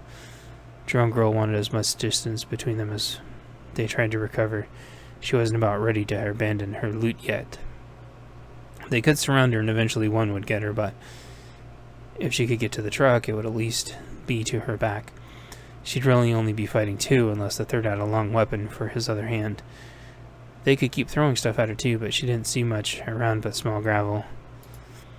It could be bad in her eyes, but not much worse. Drone Girl got about halfway to the truck with her bags of coffee beans when they caught up to her. She tried to listen to the footsteps so she could swing, but it was caught in midair before connecting. But her swing was caught in midair before connecting to anything helpful to her intent. The interception was made by apparently the fastest one. His 2 friends hadn't quite caught up yet. She pulled him close, using her strength and momentum against him, and swept his feet out from under him as he flung towards her with a surprised look on his face. Drone Girl let the truck buddy smack the punk on the way down until she hit concrete, and then brought it up down on his head in the same motion. Repeated. She wound up to swing at the next 2, but they were too close and piled on her. She landed hard, the wind knocked out of her. They weren't punching and kicking her that hard, but every 3rd or 4th attack landed on a sensitive area as she curled up to protect her vitals. One of the attackers only had one good arm, and it didn't take him long to wrestle her trucker buddy away from her. After seconds that felt like minutes of pummeling, she saw the trucker buddy come up and then stop. She felt something rumbling on otherwise quiet ground. At around the same time as they heard it, a pickup truck. Was she saved? The punks started running away, but there was no time for them. The group of kids from the pickup jumped off as the truck pulled alongside and were on the prior attackers like a swarm. Drone Girl struggled to get on all fours. She recovered her trucker buddy that the attacker had dropped and used it to prop herself up as she gasped for air. Drone Girl looked around and started hobbling in pain the rest of the way to her truck, almost forgetting her bounty. She barely caught up with her shopping cart that had been teetering off on its own direction via momentum and gravity, then steered it back towards her truck. "By the way, there are more inside," she teared up as she tried to yell to them with the rest of the breath she had. One of them turned around mid-beating and gave her an okay sign. The small, familiar gesture made her smile. The clean-cut boys looked familiar, but she wasn't gonna wait around. Looking like a trucker or a blue-collared worker worked in her favor. She couldn't be easily misconstrued as a vandal. Drone Girl believed in minimal government, but definitely some form of functioning government. Otherwise, who would everyone? Otherwise, who would everyone have to worry about foreign policy for them? Drone Girl loaded up as she thought about how fortunately she was to survive the relatively unscathed, and then she drove off. The world had gone mad overnight. She fought back, sobbing as she drove off. She didn't know where to, but she had to get somewhere away from this. Chapter 11. Where is safe? The road. Day after collapse, late morning. Drone Girl drove on. She needed a safe place to stop and think. The city was a definite no-no. The truck stops were all a no-no. As she drove, she consulted her map, and it showed a way around the next huge city and straight to the coast. If anywhere was going to be safe, it was going to be as far away from these big cities as possible. She could have gone over the mountains to eastern Washington, but she grew up here and refused to leave. Thinking back to election maps, she remembered the coast always voted with the eastern portion of the state, so likely majority like-minded individuals. Taking the back roads was an extremely slow and arduous process that took hours, where the main route would have taken roughly 30 minutes. These other routes were already no doubt blocked on either side of the city, with the cities themselves having who knows what going on. Work from landslides was half complete, and Drone Girl had to drive on the wrong side of the road in some places to keep heading west. The further out she got, the more regular she started seeing people driving again. Drone Girl looked at them all and saluted as they passed. Nearly all of them saluted back. She found a nearby local grocery store and pulled up. Armed men with hunting rifles were walking around like they were hunting a Bigfoot or something. Drone Girl parked in the way back so she wouldn't be blocking anything, powered her giant vehicle down, left her trucker buddy in the truck, and hopped out.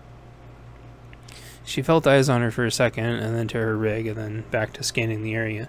Two of the guys started talking. Drone Girl boldly walked right up to them with confidence, honesty, and humility in her eyes. They looked at her with judgment and then with sorrow. One of them cummed something in on a radio. Drone Girl tried to talk with a little bit of an accent so she didn't sound so city.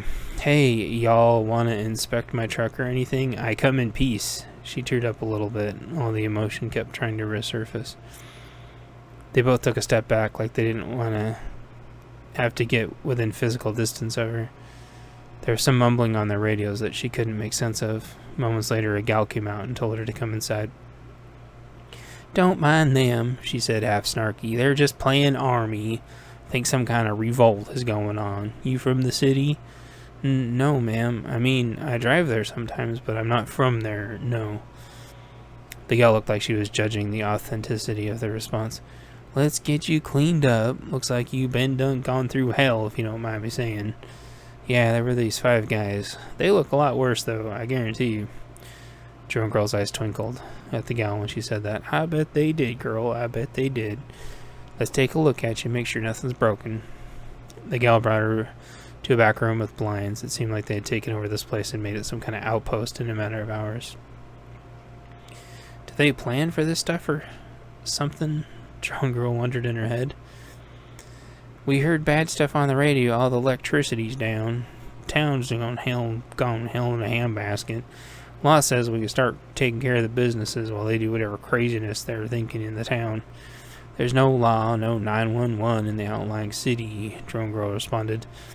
No info's coming out of the big cities right now. The gal nodded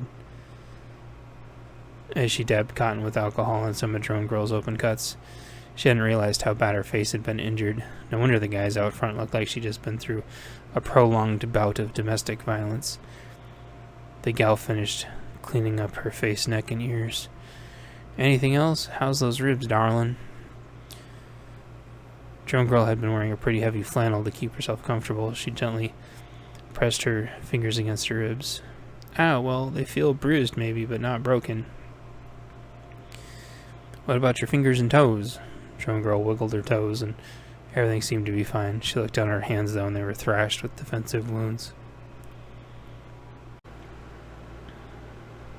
The gal gave her a bottled water, then started cleaning up one hand and then the other. The long, heavy flannel had prevented her from getting cut up from the beating, but she had at least a dozen bruises between both arms.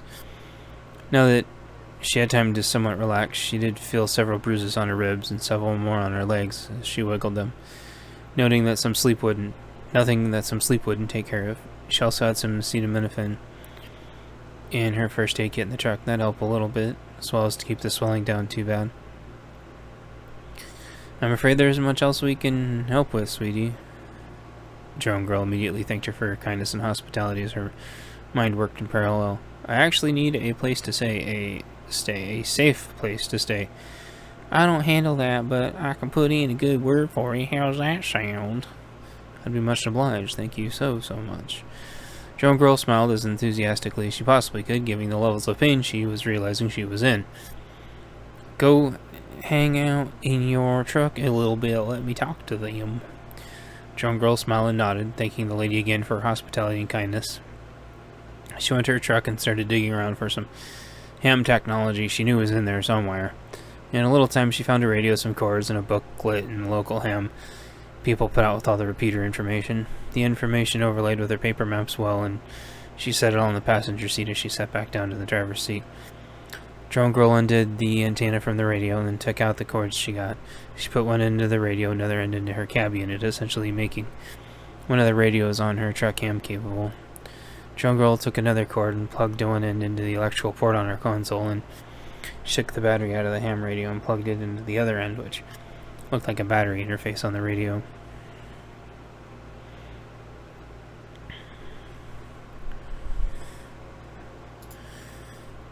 Drone Girl flicked the knob, and the radio turned right on. It was in a different language, but within a few minutes she had it on the right language and had it started programming in repeater numbers. Normally she would need a license to use these, but it was okay to listen. Also, Drone Girl thought this was starting to seem like one of those emergencies where it was okay to use ham. Sure, most people can't magically pick up a ham radio and expect it to work, but Drone Girl had an electrical background and frequently used her CB, which gave her advantages in both usability and etiquette. Drone Girl had input a few repeater frequencies when there was a knock at her truck door. She looked down and a few guys were out there with rifles. They didn't look threatening, though. She poked her head up to the glass and knocked on it, smiled, and waved down at them. They all backed up so she wouldn't smack them in the face with her door, and she hopped out to see what they wanted to talk about. They all introduced themselves. Drone Girl wasn't good at remembering names, but I think there was definitely a Dave, Mike, Bob, or a Rob. She smiled politely and bobbed her head as they talked. We want to give you a place to crash that's safe. We'd hate for more bad things to happen to you. We simply want to have a quick talk with you about skills and what's in the back of that rig of yours to make sure you're a good fit. Drone Girl completely understood. She imagined they thought of some sort of Trojan horse where it could be full of bad guys. Everyone seemed to be on hyper alert. Sure, in respect to full disclosure and trust, I'll show you what's in the bag. Please do not think I stole all of this. The equipment is part of the business that I run. One of them raised their hands as if to ward off any potential thought that they may be evaluating or judging her. She nodded and realized she was rambling. She speed walked to the back and waved her hand over a heavy magnetic lock, and it immediately unlatched. Drone girl opened the door slowly, and all men got in defensive postures. One got out a flashlight, and the rest had rifles at the ready. She opened one door slowly, then the other. The men peered in. It was an overcast day, like every day in the winter in the Pacific Northwest, so they were able to see inside relatively well, even without the light. It was maybe a 25-foot trailer container, so not much room for a small army to hide in with the amount of electronics she had in there. There was also now a heavy aroma of coffee. The fuel was not detectable at all, despite her having 8 5-gallon fuel tanks in the back, along the walls where the doors opened. The fuel cans were built to military spec. As long as the temperature stayed regulated, which it did in the container, they never leaked even a small amount of odor. The cans also relieved pressure in a way to where the fuel didn't spray everywhere when she needed to open a can. Spending a few more dollars and hunting down the right cans had been a huge investment. The fuel was seemingly all but ignored, and probably without thinking one of them said, "Coffee?" A few more grumbled as if they'd been without coffee for too long, which was probably only a few hours, but still could feel like forever if you'd been up all night, and they probably had.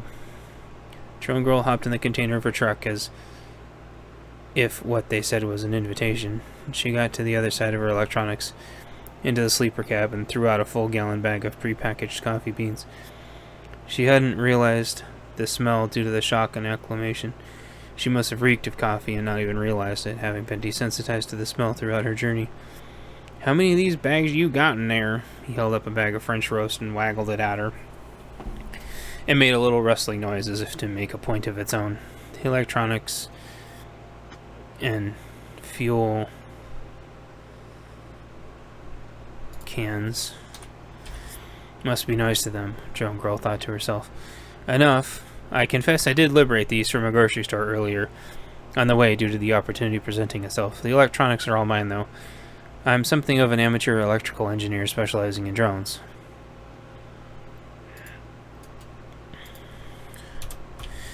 They looked at her, trying not to chuckle, as if drones were something that they should care about, but don't. "Well, not sure what to think about drones, but a few more bags of coffee, and I think you're going to have a lot of friends around here." The reluctant leader waved around as if there was tons of people around needing coffee. She smiled. Lucky for Drone girl, she had plenty of coffee, close to 40 one-gallon bags, in fact, enough to last a small army half a year. She'd packed the coffee bags tight in the shopping cart and was able to stack it 2 solid coffee bags high, with the beginnings of a third row on top. There were several more in the child seat, with a flip-up lid covering the footholes. And more under the base of the cart. "Where do you want the coffee? You want it here or somewhere else?" "There's another store you'll pass on the way. We'll have someone ride with you, and we'll stop there and help you offload it. From out here, of course." They wanted to make sure they weren't invading her space so much it'd make her feel uncomfortable. In fact, all things considered, they were being quite gentlemanly. Drone girl felt very safe here. They gave her a set of frequencies and one local channel for the convoy. Told her to stay on 1 watt for it so it didn't blast out too far. She understood that, plugged in the channel into her handheld, did a quick test, and away they went. The drive was a few miles deeper in the hills out of their tiny town. There were several checkpoints they had to go past. Each checkpoint looked like it was ran by a different group, as if every neighborhood took responsibility for a different choke point. Drone girl was surprised that they had gone up this fast, but after all, if you don't get them up immediately, someone else will. Yeah.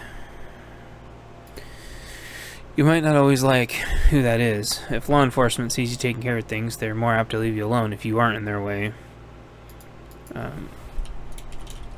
Rural areas, anyway.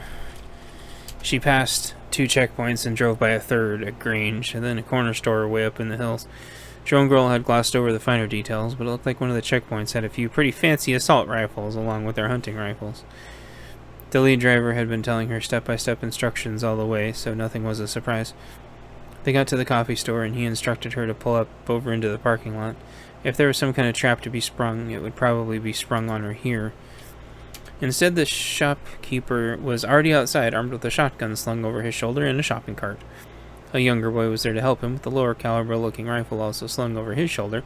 A big curved magazine came out of it. "You got coffee?" he jovially remarked at her from his shop. She let the truck idle, no use in turning it on and off. Drone Girl left it off at the grocer's to not spook anyone. She'd leave it idling now. Seemed only appropriate. She rolled down the passenger window a bit and yelled out, "Yeah, I got coffee here for you. 1 second, I'll start tossing it out." She pivoted her chair over and started tossing bags out the side one at a time. The kid was having a fun time trying to catch the bags, handing them to the older gentleman and putting them in the cart. She kept tossing and tossing more bags of coffee until they yelled at her to stop. "Hang on a second, gal. Gotta offload these. Cart's not that big, you know." Drone Girl shuffled the rest of the coffee bags to the front of the cab so she would be ready. The two shopkeepers came back in a minute, and they were close enough to where she could drop them out one at a time instead of tossing them. Upon completion, she hopped out. It had been sprinkling and was chilly, but besides that, it was turning out to be a nice day. She stepped around some puddles and followed the shopkeepers in. Her truck detected she was walking away, but had her keys with her, so the truck locked itself. It idled happily to itself as cool rain droplets came down. Inside the store, Drone Girl got a better idea of what the place was. It was a corner store. The general store was apparently in town next to the grocer and the gun store, and the two younger, the clerks explained. They seemed to be trusting enough, and Drone Girl didn't feel like there was going to be a trap at all. She refused to relax, though, waiting to meet as many people as she could. She looked outside and saw some Viking-looking guys and a guy in a pickup truck head out. "Vikings?" she said out loud, without thinking. "Yeah, they came in last night in another convoy. They're heading out, though, got their own place to go." The lead driver motioned for her that it was time for them to go. "Don't mean to be rude, ma'am, but I gotta get back to my buddies, and I'm supposed to show you to your area." "Ah, of course, sorry," Drone Girl responded apologetically. She got close and put her hand up to the door handle, and it unlocked for her. They drove another few blocks through another checkpoint. She got a gravel parking spot. Over the comms, the lead driver spoke. "Here's your area. They already got a few gals in the bunkhouse. You can meet, no guys, of course, or we'll kill 'em." She saw him grinning in his mirror in a way to where she couldn't tell if he was joking or serious. "Gotcha," and she gave him a thumbs up out of her window, and he waved and did a U-turn, then drove back the way he came. Drone Girl nestled her truck back into the spot that looked like her truck would fit and cut the engine. Her window was down and the sounds were amazing, and she felt a wave of emotion build up again. The smell of fresh, clean air was amazing. The birds were chirping, several frogs could be heard in the background, there was a fire going in the cabin. Drone Girl decided it was better to get it over with sooner than later. She hopped out of the truck, and gravel crunched under her feet as she walked over to the cabin door. 12. Relative peace, cabin, the coming weeks. Drone Girl met the other two gals in the cabin. They were both really nice to her. One was skittish, but didn't have much to offer.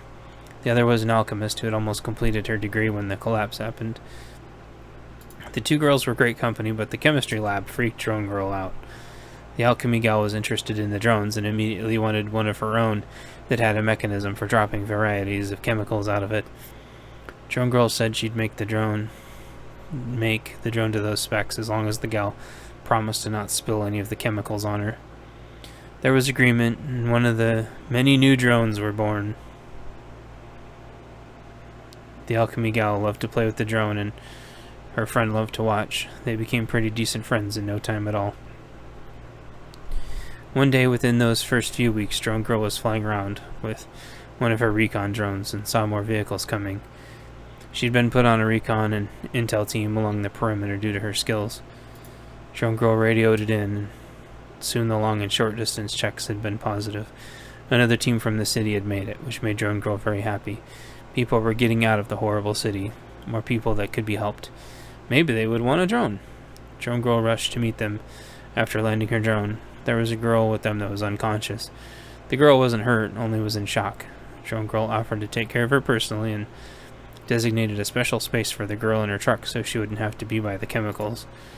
The chemistry gal assured Drone Girl that the bunkhouse was safe, but in all fairness, a portion of it had been turned into a lab. Drone Girl felt safe in her truck, therefore the unconscious girl stayed in the truck also. She'd been delivered with a cot, some blankets, and a few bags. There were also some guns, but the security guy cleared and safety checked them all, then put them in her bag to reload later.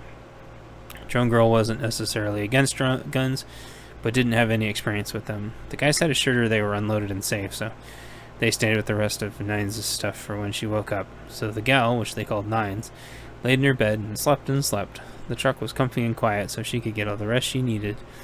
They told Drone Girl that she wasn't hurt, but had to defend herself against multiple attackers and then passed out. She'd been in isolation for several weeks right after the collapse and must have gone into shock after the events. Drone Girl looked after Nines for several days, in between going on patrols with the guys. The town was starting to look pretty decent. The gun shop store owner was back with a full complement of guns that had got saved from one of the big cities. The two gals that came from the city had brought enough hygiene products for the ladies to last a long time, and now there was enough coffee to last their area for a long time as well. There'd been a few sporadic gun battles as displaced citizens kept trying to move into the county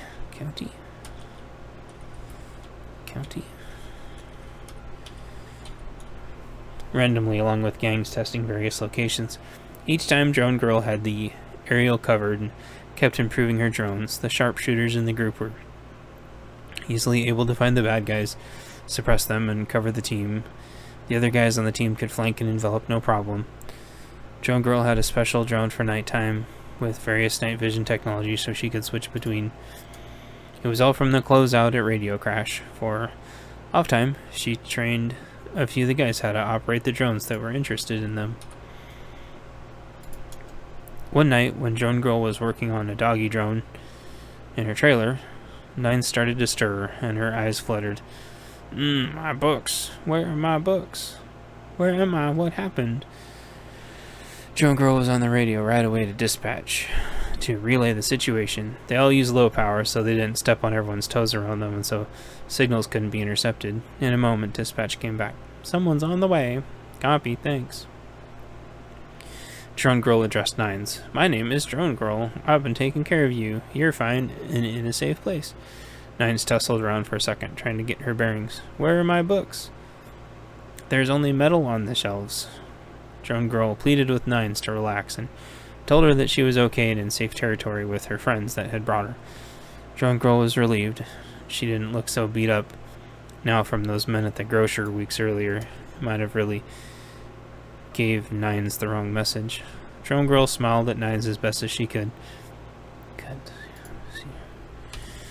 Then put her hand out for Nines to hold. Nines grabbed her hand and squeezed tight and relaxed her body. The people who saved you are going to come get you caught up. They probably have tons of questions. Just hang in there. I'll get you a bottle of water. Don't leave me. Drone Girl reached back behind her and grabbed a bottle of water while still holding onto her hand. Not going anywhere. Here's some water. Thanks. Sustainment stronghold the following weeks. Nines was feeling a lot better and got her bearings. There'd been a bank in town, which is where all the books got moved to. More people had come to bolster the area's security, covering the north bypass where Drone Girl had come from and the south bypass where Nines had come from. The direct route to the big city to the east had so many roadblocks and different factions in the way that there hadn't been anyone from there in several days. The route to the west, to the beach, was open, and people had been freely traveling and networking. It had essentially become a little miniature state, similar to the rumors of the east of the Cascades becoming independent and sealing off the passes. Security was tight, with everyone branching off to farms and helping secure them, so spring could start new crops from all the non-GMO seeds they'd been able to acquire at the various stores. Greenhouses were getting packed and more built every day. It had only been a few weeks into the collapse, but it was like everyone had been preparing for this for ages. They could feel it in their bones that this was both inevitable and meant to be, and they were jumping on the opportunity. If there'd been any corrupt law enforcement, they were immediately escorted out of the county. New people were deputized that followed the Constitution and all worked tightly with the groups securing their areas. The main area of operation was securing roads. And their main operational goal was securing roads. Drone Girl had built a few final drones for the group, and after Nines helped organize and help set up the library, she started helping with ammunition assembly next to the gun shop. The gun shop owner and his friends, who Nines had trained with at the gun store, helped her learn everything there was to know about making ammunition. They collected casings from everyone at the Grange who came in to donate, and had a little lead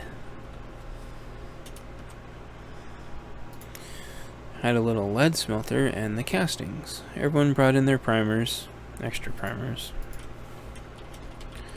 and the gun shop combined the materials together to make all the ammunition and everyone would ever need. Thankfully, there were a few common calibers that everyone could agree on. Word eventually spread, and the people brought in other things to trade for the ammunition, and the Grange ended up turning into a trading post. There were many Granges in the area, so this ended up working really well, since everyone was familiar with them. Drone Girl was able to use these Granges for things like trading for fuel stabilizers for her fuel cans, and running goods back and forth. Before long, Nines was riding with Drone Girl, trading ammo for the shopkeepers between towns. Drone Girl kept a good portion of her drone parts, but traded nearly everything else off to the group that was working on a ham network. Something about how they could get a set of repeaters going and have a signal for at least a few hours a day, based on batteries and various renewable energies. Phones could be adapted to use the ham frequencies and each other, and would become a big Wi-Fi network, essentially. People could text off it, which helped span the hundreds or so miles around the coast fairly easily. Unfortunately, the buffering areas around the coast safe zone started to get more and more lively. By the fourth week, the subdivision on the other side of the farmland started to fall one by one. They had refused to coordinate. They didn't have any resources. They ran out of ammo. They didn't want to trade if they had anything to trade. They'd been overran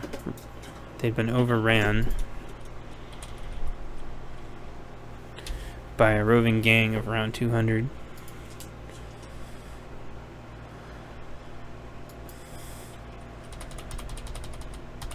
The stories of the people who were able to escape were horrifying.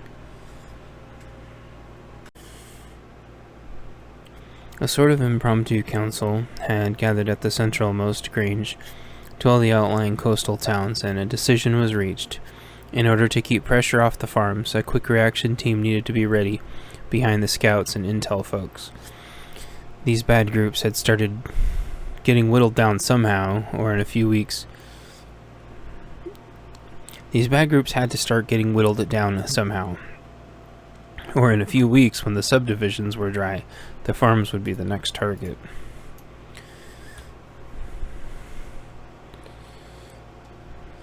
Drone Girl and Nines were at the meeting and were asked to volunteer for recon. Nines could protect Drone Girl, and Drone Girl could pilot the drones from her truck as a base station far back, where they would be safe. In addition to the ground-based recon and intel unit, who isn't meant to engage but to observe and report back, Drone Girl would get up-to-date info, Nines would call it in, and quick response team would hit them and hit them hard. After that, they'd retreat back to the safety of the fortified coast area and pick the next target. What the group offered in return is that Drone Girl's truck would get outfitted with a new appropriate paint job for the task, which would be a sort of urban camo. A local paint shop in one of the other towns said they'd donate the labor and materials. The paint job would help break the lines from the truck so it could blend in virtually anywhere. Another shop would outfit the truck with monitors and batteries to turn it into a fully mobile drone operating station. Nines remembered that she had state-of-the-art cameras, and the shop said they would include those as well. Then lastly, the radio equipment guys were going to put a whole additional set of radio antenna on the vehicle so Drone Girl could control the drones from several miles out. Unfortunately, the alternative option was for Nines' mentor to go out on patrols, and she didn't want to sacrifice him when she could go in his place. She figured maybe it was also time for the younger crowd to start facing the threat wherever it tactically made sense to, and Drone Girl agreed after her altercations as well. It was time to start lowering the numbers if the good guys further out had lost their footing from the influx of violent crime coming out of the cities. Nine's mentor and a portion of his team were sort of a last line of defense for important infrastructure, like the library, ammunition assembly, and the gun store. Also, Nines had grown fond of Drone Girl, so the two had become inseparable, so if one went, both were going to go. It was settled. 14 patrol time, on the road, week 4-ish. Recon had been working the set of subdivisions to the southeast and northeast for the last week. Northeast was completely gone and had 2 layers of choke points that were guarded. The major highway had 2 intersections, one closer to the big city and one closer to the coastal access. They were separated by about 60 miles of highway. The intersection closer to the coast was heavily locked down by a coalition of groups interested in making sure everywhere west didn't turn into a total hellhole. The intersection closer to the city was trying to make sure nobody came in that didn't belong. They'd essentially turned it into their own functioning city-state. Everyone else was mashed into the middle. There was at least a semblance of a buffer on the northeast side. The southeast side there was none. Directly east was a giant forest. People were trying to live there and catch game there and everything in between all at once. Therefore, it sort of became a no-man's land for anyone with common sense, because every individual and group without a clue was trying to operate in it at the same time. The resources in it would be emptied out by winter's end, and they'd all come looking for resources elsewhere as well. The forest was a priority to secure around, but it wasn't as urgent yet as the Southeast Highway. The Southeast Highway ran through many small towns, all which were struggling and too small to form much of a security. Many of the people in unprotected lots had migrated west early on in the collapse before all the roadblocks and highway banditry. The rest stayed and tried to hold out, which didn't work, or they moved further south, which was fine. The majority of people in subdivisions were useless, though, trying to live normal lives, and went into shutdown mode. These are where the roving gangs kept collecting at, draining the resources, and doing horrible things. The scouts would identify a subdivision. Dronegirl from her mobile control center would scope it all out, and then they would relay the information to the response team. They were all the same. 2 entrances, exits, fenced in with some, generally speaking, worthless fencing, no gate to speak of, no watchtowers of any sort. Horrible things going on inside. The first one, it wasn't much of a big deal to flush them out and create a 3-stage ambush. 200 people cut down in a matter of about 15 minutes. Instead of any sort of thanks, the people in the subdivision had mostly all sympathized and empathized with their captors, and now believed the ensuing wrath would be significantly worse. Someone in the team tried to explain that this was only the beginning, and there was no way to negotiate with them. The bad guys would eventually be done with them, and that'd be it. The people in the subdivision wouldn't have it, though, and only 2 families opted to leave with the strike team. They all went back. Some vetting took place of the new folks, and many discussions took place the coming days. Everyone admitted they'd probably got lucky that time. They also realized they expended a lot of ammunition, even though it was very efficiently spent. A note was sent to the alchemy girl, who Nines finally remembered her name was Malaise. They wanted less lethal means in case people wanted to surrender, but also they could disperse the bad guys easier. Basically, they wanted options. Malaise was okay with developing less lethals, so that was settled. What she developed was her special blend that caused the face to swell shut, burn at the same time, and it was sticky and very colorful. For identification. Some various tear grenades with the mixture were made, and trades were back and forth a few times until a bunch of surplus gas masks were acquired from a military surplus store a few towns over. Everyone was happy with legit gas masks because they'd been using 2-liter bottles with duct tape tubes going into socks with charcoal. They worked, but it was nice to have the real thing. After making sure they were all good fits with good filters, it was all taken care of. The painters also had some spare filters that went over only the mouth. That was good for people with glasses. For eye protection, they used either chem goggles or paint goggles, and anti-fog to make sure they could still see when needed. The masks the painters used were unique in the way not only were they stylish and comfortable, but were very affordable pre-collapse, and the filters were significantly cheaper than milsurp masks from around the world. They were more modern, but unfortunately the supply never caught up with demand. Thankfully, the paint shop had many to spare, so Nines and Dronegirl were able to have only the bottom masks in the van as a last resort with some chemical goggles. Maybe with some luck the next group could be disarmed without gunning them all down, who knows. At least the option would be there. Either way, recon was back and had scouted out another subdivision full of another 200 bullies that had staged up to clean the area dry. Everyone geared up, and off they went again. This subdivision was a little further out, and it had no defenses, exactly like the others. It seemed as if they were using this subdivision as a home base to stage up and attack the other subdivisions that maybe had a little bit more defense. They could run the base out of ammo from here, and then eventually overcome them with sheer numbers. If they failed, there was always another raiding party from nearby that would sooner or later get them. All of the subdivisions were, after all, completely isolated, with no way out in any direction that they knew of. Not that many of them would leave anyway, but at least as far as trading and supply lines were concerned, it wasn't going to happen. Drone Girl did her thing, scouted it all out.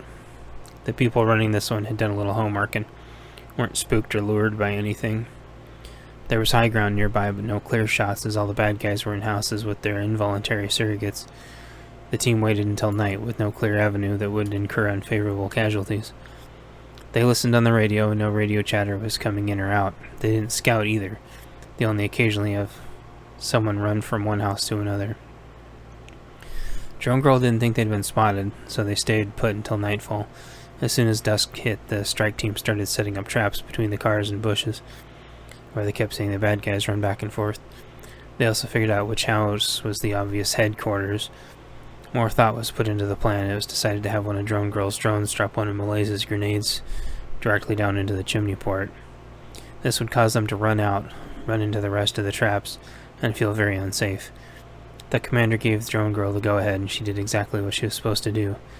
She had a little trapdoor on one of them, then tied a string to the drone so the gravity would pull the pin. She had a second drone with night vision up in the air that Nines was controlling and relaying information. When the grenade deployed, the entire house erupted in screaming. The bad guys, of course, were not first, furious that someone in the subdivision had pulled a prank on them. Maybe even their own guys, who knows. Well, they ran outside directly into another trap. There was the sound of detonations as propellant launched chemical compounds all over the bad guys. The innocent neighbors all stayed in their houses because they didn't know what was going on.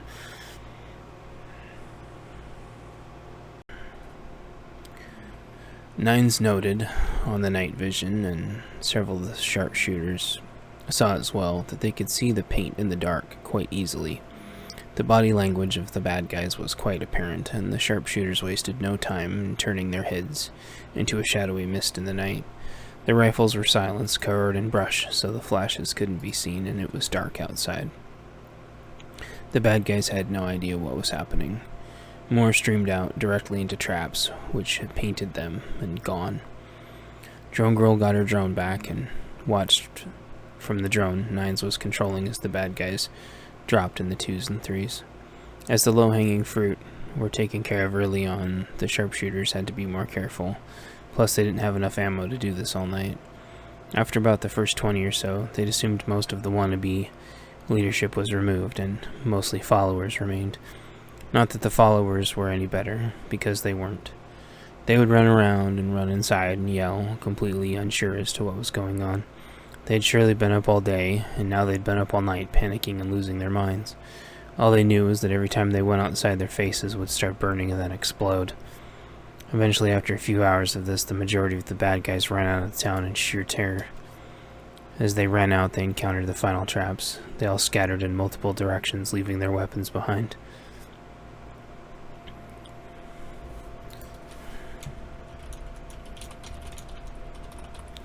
People without paint came out in the darkness, picked up the guns, and went from house to house with some sporadic shooting following. The team silently drove away, and intel confirmed the next morning that the subdivision was clear of bad guys. Then thankfully the raiding parties simmered down a little bit. The patrols handled most of the issues within a 30-mile radius outside the coastal borders of northeast and southeast from there on. 15. Calming over the land? ? The coming months. The marauding group dwindled in size as they realized that the groups of 200 made them almost an easier target. They broke up in groups of 25 to 50 and began preying on the less defensible areas. Food got in shorter and shorter supply, where eventually the Marauders' diet started needing to be changed. It wasn't long before rumors of missing animals and people began. There was no hard evidence, obviously, as there was a big stigma around the situation. The scouts kept checking around, but the small groups were hard to lock down as their patterns became more erratic. It seemed like they were poking and prodding, trying to find another stronghold outside the city-states. Some mercs had come and gone. It seemed like they might have been speaking Russian, but hadn't caused the coastal region any issues. The rumor was that they were funneling through the city-states to the north and south.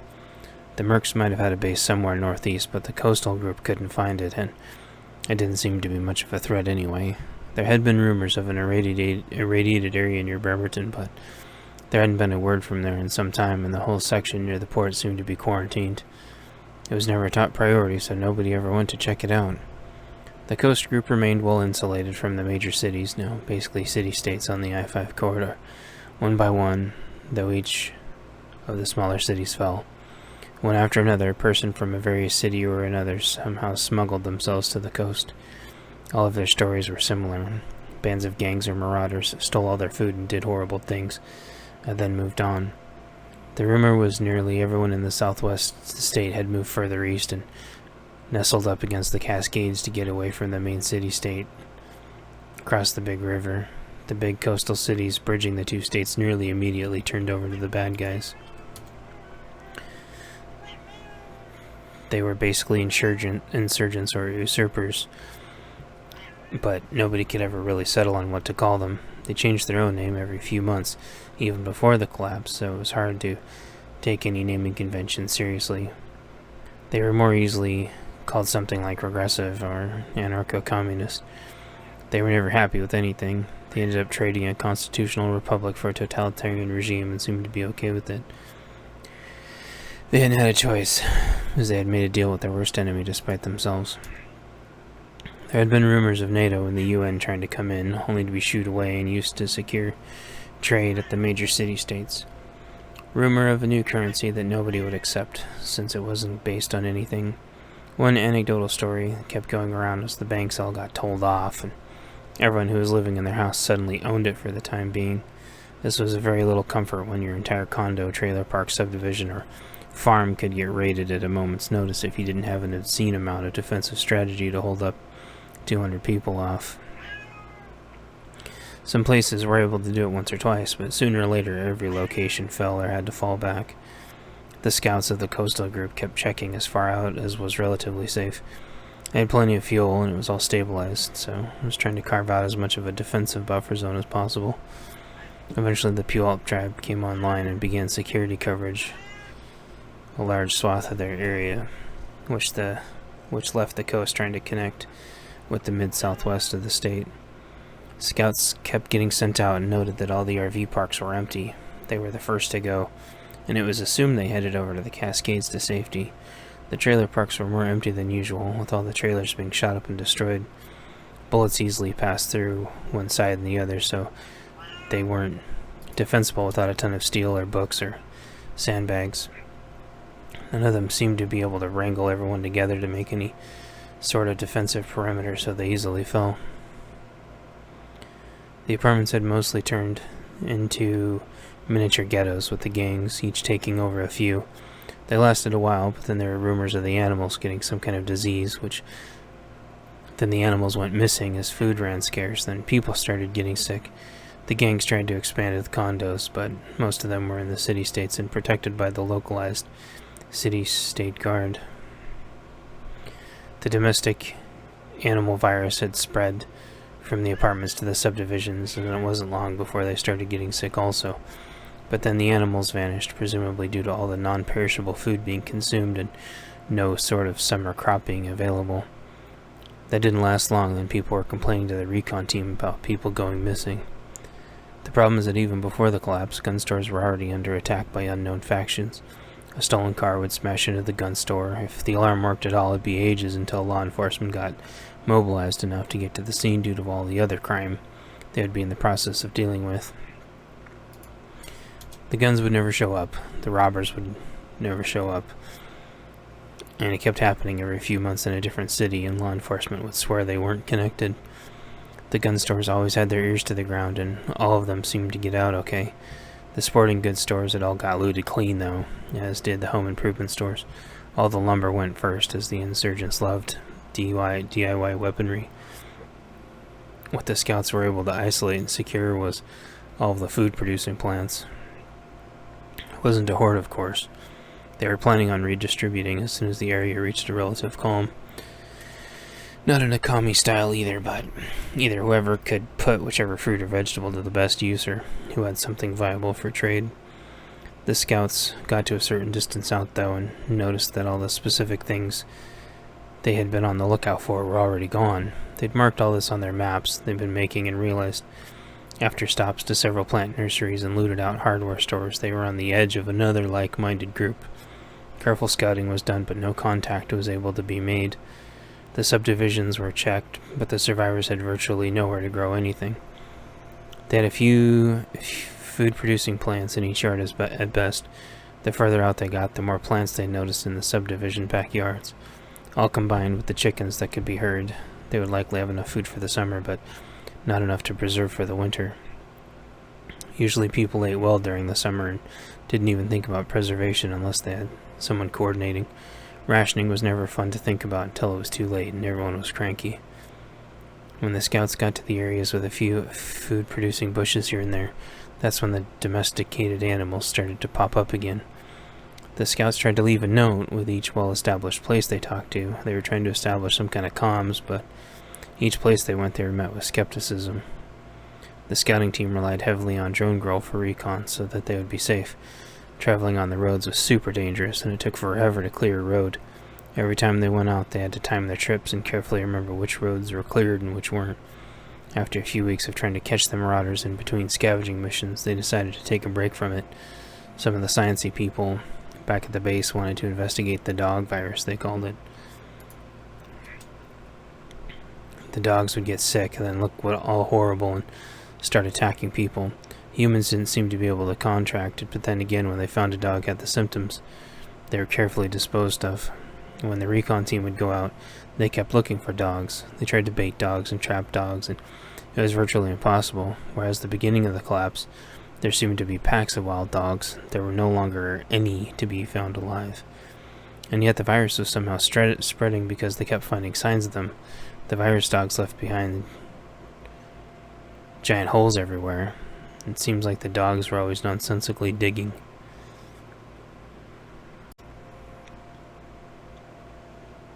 It was hypothesized they were so hungry they were searching for grubs or moles, but sometimes the dogs would go haywire. They'd try to dig through concrete or wood. It was a total mess, and sometimes they would find a virus dog alive, and they'd have to immediately put it down. There was no way to put things out for the dogs to bait because nothing they did had any rhyme or reason. They dug up people's important food gardens, which there were many stories of, but they dug up everything else also. They kept people up at night, trying to even claw their way into houses, and would attack people immediately if given the chance. Eventually one day the team was driving around what they called the DMZ and stopped for their afternoon lunch. The place had been scouted a ton of times and the area was relatively factionless. The farmers had all got out and it was a giant no man's land.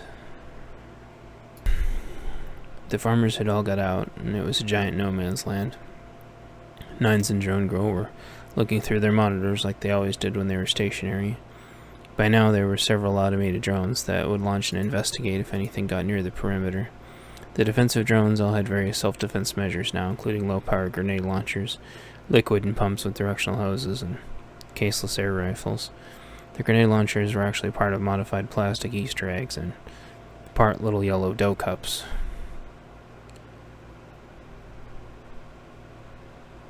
They'd found both in a children's toy warehouse that had gone out of business like so much else. The little dough balls were dried out, but with some water added they got rehydrated and handed out to the children in zip seal bags. The kids loved them, and the cups were used for greater purposes. Some little holes were made for pressure, and some PVC pipe found that they fit the whole thing. It was a perfect delivery device for Malays's concoctions. It was all technically less lethal, but with the dogs running around, they were taking extra precautions. Plus, if the recon squad ran into more than about 15 guys, they needed a threat equalizer so they could get out and notify the quick reaction team without taking any losses. So when the proximity alarm went off, it wasn't unusual in and of itself. Chapter 16, Not Okay, DMZ, Late Spring, Early Summer. What was unusual about the proximity alarm going off is that they couldn't see anything on the monitors. Nines and dronegirl didn't ignore it for a second and immediately pressed a button, which shined yellow lights out of their command vehicle to alert the team. "What's the situation, Command?" One of them calmed in. "Sensor's got something. It's traveling at a moderate speed, heading right for us. About 50 yards out, coming in from 3 o'clock. We don't have eyes on it. Launching drones." The sensors were really sensitive, but were tuned in to not pick up birds, although anything chicken-sized and up would pick it up. But chickens don't move this fast, and usually not in a straight line. The updated program sensitivity was inspired many years ago by a mix-up where a protester landed a gyrocopter on the lawn of an important government building. There were 9 law enforcement units responsible for the area. And the last one you'd expect ended up taking charge. The park ranger was the only to appropriately respond. Ever since then, many unique and bipartisan solutions to identifying incoming threats to make sure you don't get taken by surprise. Oh, and the park ranger got a very spiffy commendation and recognition, which was very appropriate. It had been hard for Nines to find a book for dronegirl to reference to get it all dialed in right, and it had paid off already several times. It was about to pay off again. As the motion got closer, dronegirl noticed that there were several more signatures behind the initial one. "I think we're being rushed. Any eyes?" "Nothing. Everyone be ready." They'd already taken defensive positions and were ready to fire. The security chief already thinking to himself how they needed to review about 20 procedures for the situation. He was still very thankful, though, that everyone was steadfast and flexible enough. To his left and right, drones deployed, one being controlled by Nines, the other being controlled by dronegirl. Normally, Nines would be watching the perimeter, but there were 8 guys outside all ready to go. It was the girl's job in this scenario to cover the flanks. The drones flew out at 1 o'clock and 5 o'clock, trying to get eyes or a firing solution on the incoming, should it be needed. It was sort of a dilapidated industrial area, and there was no consistent way of seeing very far in. The drones got higher and further out, but everyone heard and saw it next at the same time. A little critter barreling and crashing through the trash and debris, yelping and whining. It ran right past the team, who weren't expecting it. Not far behind were very large dogs of varying breeds in pursuit that looked horribly disfigured. The team opened up on the dogs as they rushed through, not anticipating the team there. A bunch of clears were shared. dronegirl and Nines also heard all clear. After the brief moment of ensuing responsive gunfire, the chief of security said they were leaving now, so everyone immediately covered their drivers as the 3-vehicle convoy got going.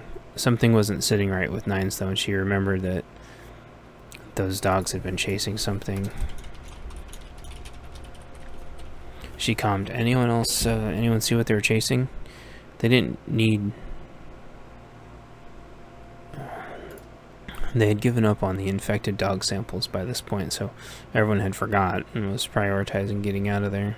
"Negative, Command, but we're evac now. Get your unit turned around." dronegirl hopped in the driver's seat. Their vehicle was always running due to the power it consumed. There were tons of spare batteries on it, but this was determined to be the safest procedure. They stayed far enough out with their vehicle so the noise wouldn't draw any unwanted attention. The trick was always trying to keep the truck parked in the right direction to get out fast. dronegirl really wanted to get them out of there to be safe as fast as possible. Nines pleaded with dronegirl to wait. She was absolutely sure somehow that there was an animal under the vehicle. A cat had ran under her vehicle many years earlier when the stupid neighbors let it out. She'd been driving well under the speed limit, and the cat waited until she was nearly by and it darted out of nowhere directly under the car. Nines had absolutely no way to avoid it, and the cat basically ran directly into the tire. The neighborhood had formed a quick posse and tried to confront Nines, calling her out in front of her own house, but Nines denied hitting their cat and asked why it was out in the first place. There was much tension in the neighborhood after that, with the owner randomly yelling at Nines when she drove by. As an almost a knee-jerk program, it destroyed Nines inside, and she was never able to atone for it due to the irrational lack of responsibility and tendency towards unmitigated violence that had become a new normal. Nines had obviously grown significantly since then, but this immediately ripped the prior healing scar on her heart wide open again. She opened the door to the command vehicle, and the security chief immediately screamed at her. Nines held herself upside down with her legs, her hair not falling to being in its usual bun, but her shirt falling down over her face. She tried to chuck her shirt into her pants, but it was partially in vain, so she tried to push the humiliating wardrobe malfunction out of her mind to deal with later. With quick thinking, she took ownership of the situation to use to her advantage. "Guys, get me some light under this truck." There's a pretty decent amount of height off the ground, and she could see under the truck fairly well as everyone respectfully looked away from her and helped her look under the truck with their light beams.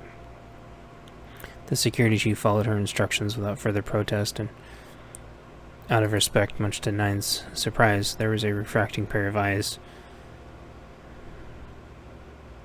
looking back at her.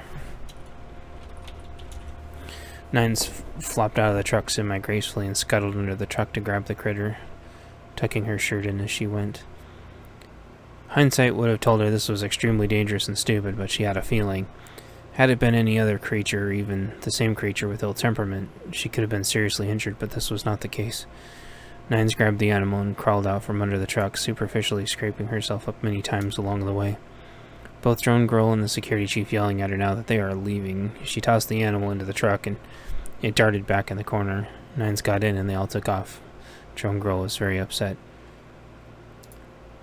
"What are you trying to do? They said we gotta go." "I'm sorry, I'll tell you why on the way, but I had to save whatever that was running away from whatever those other things were." That was all that needed to be said. Drone Girl couldn't be mad at Nines, and everything had turned out okay. It's okay, let's get the heck out of here, then you can check up on it." Nines remembered the drones and said, "Ah, the drones!" "It's okay, while you're under the truck, I hit the auto-return command. They're both locked in safe and sound." "You are the best." "Well, yeah, I'm Drone Girl after all. It'd be silly if I left the drones behind." "Well, thanks for not leaving me behind." They both smiled and were happy all the way back to the coastal stronghold. Chapter 17. Okay, Coastal Stronghold. Hours later. The drive back was uneventful, which was good, a testament to the DMZ being relatively straightforward if you kept it cleared and patrolled well enough. By the time everyone got back, nobody was upset about the breach in protocol anymore. The fact was that everyone survived, and that everything ended up being okay. When they got back within the secured perimeter, Drone Girl pulled the rig off to the side, and the other vehicles went on their way. There was a brief exchange on comms before they got more than a block separated. "AAR and debrief in 30, over." "Copy. See you in 30, out." Two girls turned in their swivel chairs to look back through the sleeper cab into the back of the attached container. There was a faint rattling in the back as something fell off a shelf and bonked onto the corrugated steel floor. Corrugated diamond cut steel floor. It was too dark to see. Corrugated brushed steel floor. It was too dark to see, as they were driving. All the lights automatically turn off if they aren't needed. Nines shined a flashlight, which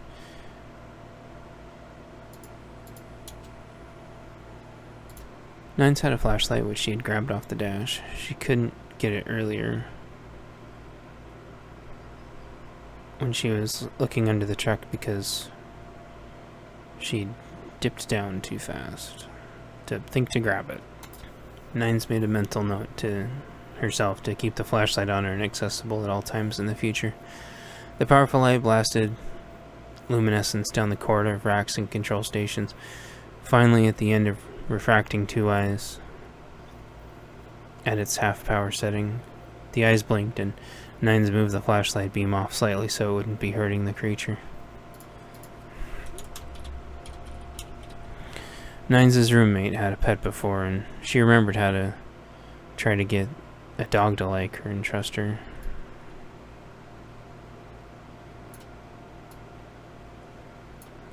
She scrummaged around for some leftover rations and found a chicken nugget that she was saving to parse out for some cats that she'd been seeing run around the area. The cats were safe on the coast, obviously, and probably were the happiest cats in the world. The wolves and coyotes were all getting beat back in record numbers, along with balancing out the deer and elk herds, and with few vehicles, cats were making a comeback. They were still getting trapped and neutered by the local vets, of course, something they had capacity to do now that they never did before. The girl cats were left alone as long as they were healthy, so the population could somewhat keep going without exploding out of control. Still made Nines happy to feed them, although it was lost on her the irony of feeding them a chicken nugget when the cats weren't supposed to be eating the chickens. So Nines broke the chicken nugget in half and tossed half down the corridor poorly. It got hung up in something not even halfway down the corridor. The eyes went sort of an angle like, what was the point of that? It pointed its nose in the air but wouldn't come any closer. Nines broke the last half of the chicken nugget in 2 pieces and tried to toss the half of that. It bounced and landed roughly halfway. The drone girl realized the critter might not be coming out because of the light and told Nines to shut the light off so the creature may relax. Nines shut it off, which in retrospect was good because the light was getting warm and it was wasting valuable battery life. Drone girl noted that it wasn't trying to dig, which was a good sign that it hadn't mutated. After a few minutes they heard some munching and crunching and a pause, and more of their stuff crashing and another munching and crunching. It didn't seem to be scared of noise, which was probably less interesting than it actually seemed at the time, although it was probably a good trait. About then, something outside distracted Nines and Drone Girl, and they looked outside to see a hawk catch a rabbit. It was over fairly quick, and the hawk took off with the rabbit to wherever its nest probably was. Both Nines and Drone Girl cringed in that brutal nature sort of way, then relaxed. Moments later, Nines felt the nibbling at her finger as the creature was trying to nibble the rest of the chicken nugget out of her hand that she'd forgot about. She shrieked a girly shriek, which made Drone Girl shriek, then smacked Nines for yelling in the truck.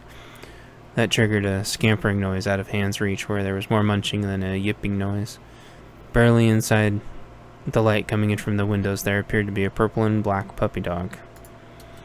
It had a tiny tail and then a disproportionately large torso and head for its body size. The puppy was proportioned completely wrong. Drone Girl noted to herself how the puppy could run fast at being so lopsided and criticized the seemingly poor design. Before long, she was taking notes on her notepad that was in reference to the dog drone she'd been trying to design earlier. Nines was oblivious about this, though, and wanted to play with the new puppy. It seemed to be happy and wanted to play. Nines threw a carton down the aisle of the truck, and the dog creature bought it back. The carton had a few more holes than before, and was a little slobbery, but it did return. Nines grabbed it, but the puppy didn't let go. There was a moment of a staring contest, then the puppy released, as if to say, "Oh, I'm only kidding." It ran back down a few paces, then sat down. Nines threw it, and the container didn't come back this time. The puppy destroyed it. "You're cleaning that up." "Aw, can we keep it?" "Well, yeah, how can I say no to you? Obviously, though, you have to clean it up. Clean up after it and take care of it." "Well, yeah, obviously." Nines made a face at Drone Girl, who made a face right back. It had been about 30 minutes, so Drone Girl punched the truck into gear, and away they went for debrief and lessons learned. Somewhat into the debrief. "Yeah, you can keep it, and yeah, it can stay here, but it has to go through quarantine at the vet." The 2 girls cheered, and everyone else looked around uncomfortably as if to say, "Wow, a dog. We have tons of dogs." The security chief restated, however, that this was no normal dog. It was a dog out of the DMZ, which essentially made it some kind of miracle that it wasn't gone or mutated. Someone else had lost a dog recently and wanted to blame the new puppy for it. The security chief spoke sternly. "Listen, as if this dog somehow wasn't already abundantly clear. This dog could have the cure, or at very least house some clues as to how we can prevent our dogs from getting sick." Everyone looked around as if this was mumbo-jumbo. "If anything happens to the dog and we get credible cross-verified evidence, that'll be it. Got it?" Nines was sad inside that the guys had to be mean sometimes, but that's how you set the law straight with other guys sometimes. There didn't seem to be any resentment, because it seemed like the owner wouldn't want anyone else to lose their dogs too. But then he seemed to have another thought, like, what if this dog causes more dogs to be lost? What then? What if somehow summons more virus dogs? He seemed to be able to keep it buckled down, though, and seemed to be able to realize in his own head how stupid that logic was.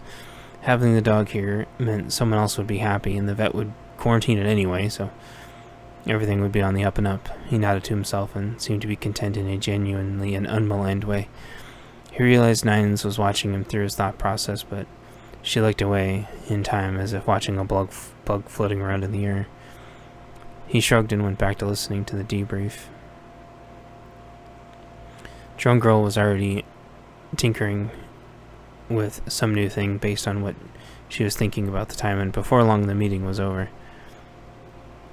It was sort of okay that Nines and Dronegirl were being more observant than participatory after all, because they knew what had gone on and didn't need to hear what they already knew. They should have listened, but it'd all be in the next debrief anyway.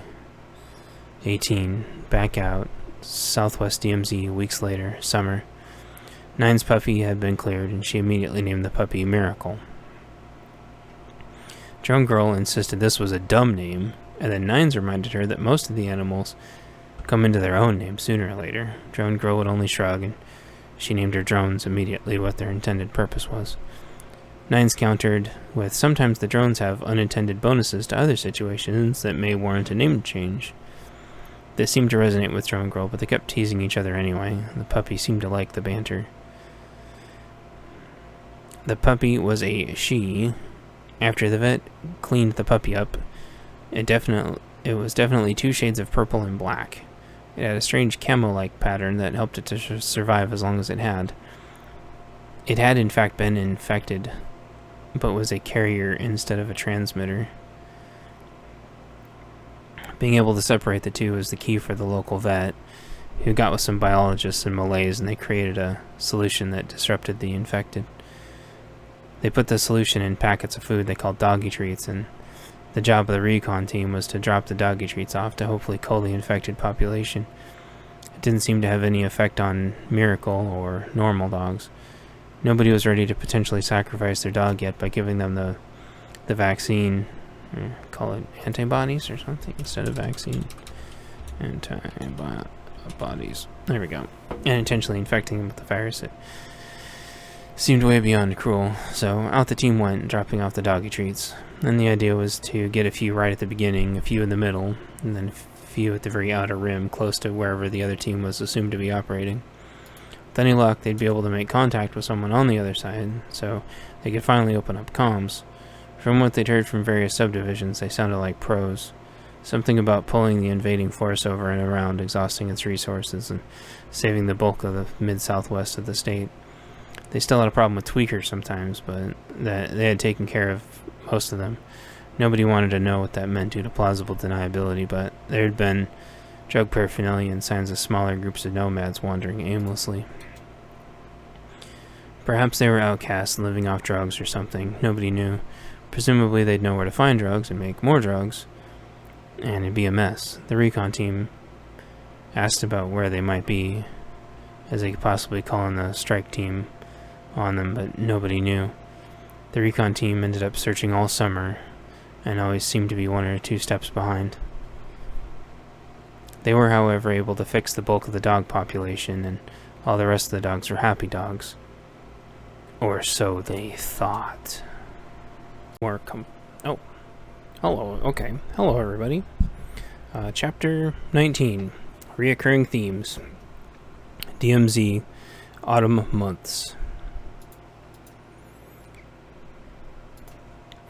Everyone had been working hard on the coast to make sure there was enough food for everyone, not only for the summer, but preserved for the winter as well. Efforts were paying off, and everyone would have enough. The scouting didn't stop, though. In fact, scouting became even more important, as all leadership had come to the same conclusion that people would be coming and trying to take their food at any time. There were discussions on whether to maybe leave leaflets explaining that there was no food, but that would probably have brought more people. They thought about leaving instructions, but the reality was they didn't have enough food for many who could potentially come in. It'd already be a tight pinch until the next summer when they could be a lot closer to full production.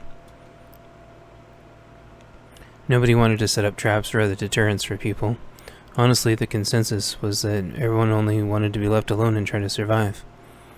There was maybe about 30 to 50 miles of DMZ between them and where the next groups of people were, but it was basically the same city-state and other groups trying to survive.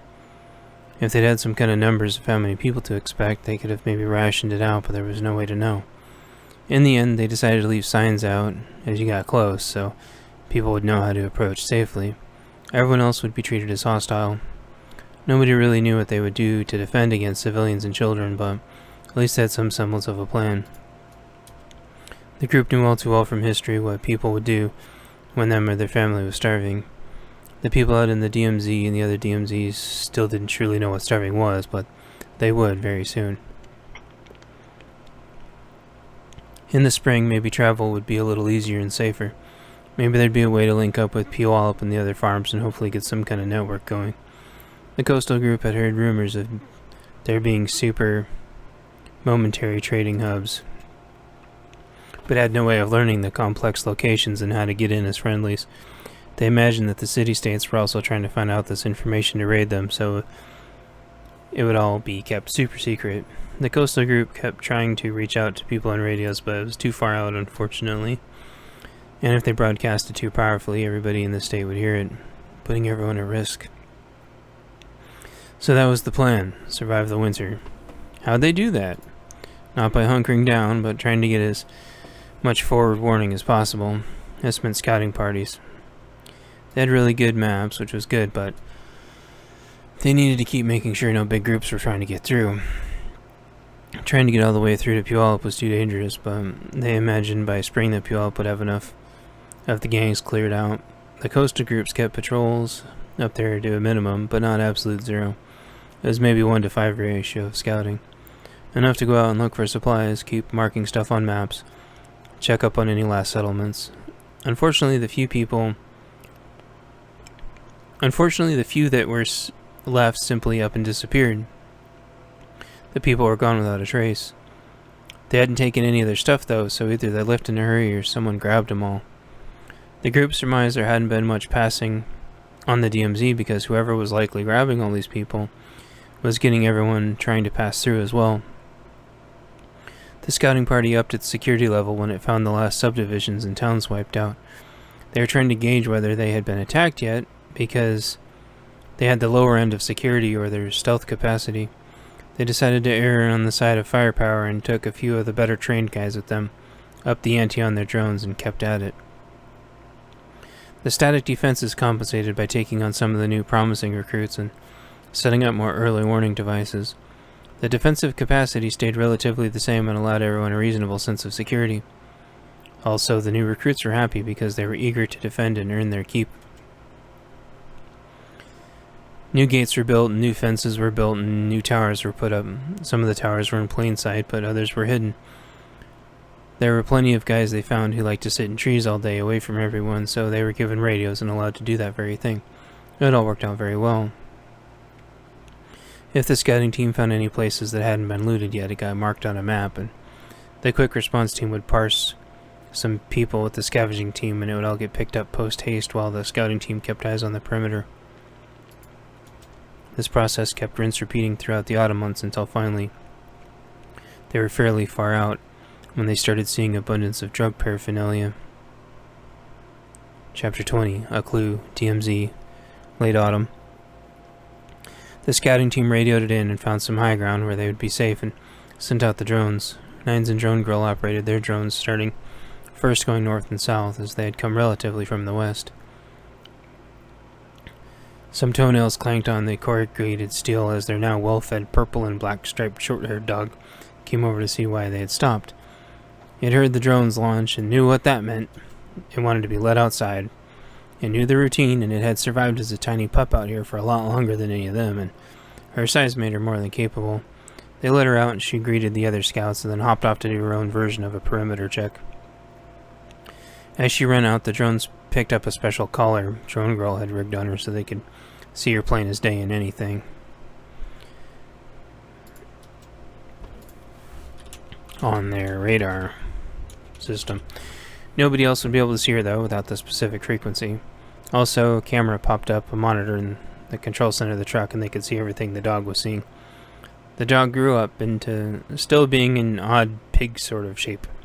Nobody had ever seen a dog like it, and it seemed to be some kind of mutant hyena or something whose mom got loose from a zoo after the collapse. Whatever breed it was immune to the dog virus and had saved lots of their domesticated buddies through the antibodies it helped make.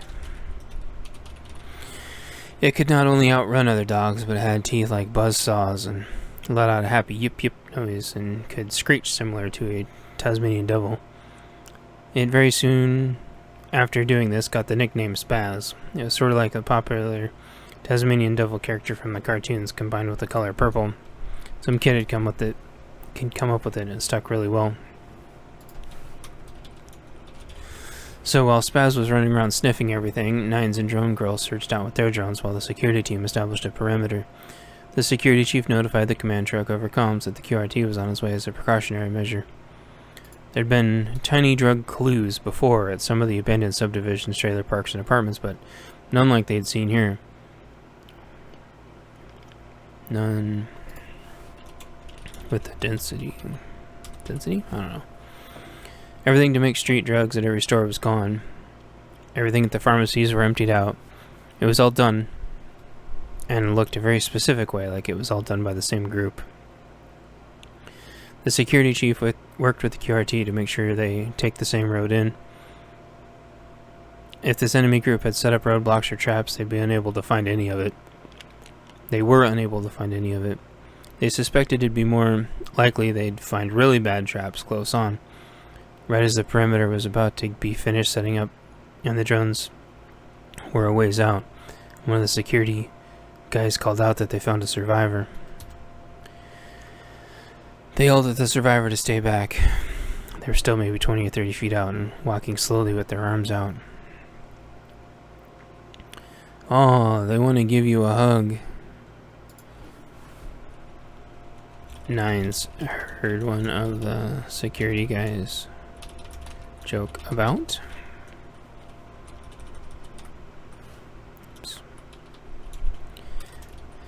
That gave Nines a horrible flashback to a dream she'd had passed out in the library so many months earlier. One of the drones on her vehicle sensed people coming up on the van that weren't a part of the team and self-deployed. It immediately scanned several metallic objects hidden in the person's sleeves. Nines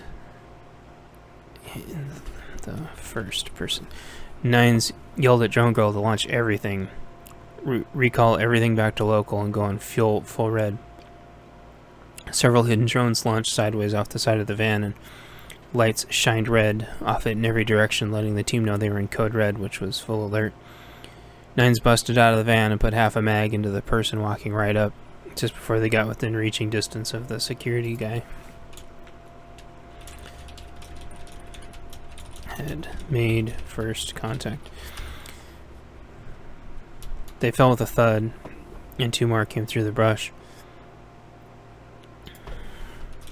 The survivor fell with a thud. Okay. The security team opened up on them with expertly placed shots from their CQB rifles. The sharpshooters were already on top of the command vehicle, one with a SOCOM 16 and the other with a SCAR Heavy, and started covering longer distances as best they could. "How'd they get through?" one questioned, yelling as he fired. "Blam, blam, blam. It doesn't matter, don't let them near you," the second in command of security yelled back as he covered his men. More sickos came through the bushes, coming straight for the team. The drones each took a target that was still walking and sprayed them with red film. It was a defensive spray that was part pain mixture, part nerve agent, part identifier, and part antidote to the dog virus. That was Malaze's idea, to basically pack everything into it, since they had no idea what they'd run into. The people would get sprayed, flail at the drones for a second, the drones would back up, and within seconds the people would be debilitated. Nines tried to get back into the command vehicle to make Drone Girl had the security she was supposed to be providing when a druggie got too close. The attacker tackled her and climbed on top of her, but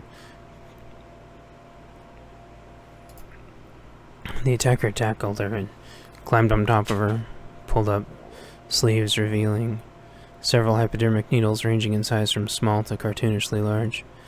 Swing after swing, the sicko failed haphazardly at Nines as she lay pinned, but the needles so far had missed by either luck or impaired motor skills. The druggie was about to deliberately swing the needles down on Nine's chest and face. Nine struggled to get her sidearms lined up, but her arms remained pinned. In a split second, Spaz burst out of nowhere, nearing the commotion, and let out the most awful and horrifying scream. The dog grabbed the druggie's arm, and with a twist threw the drugged and sick person off of Nines. The shock and throw and subsequent landing knocked the crazy unconscious, and Nines and Spaz got back into the truck and locked the solid door. The team in total wiped out about 8 of them before they turned around and retreated.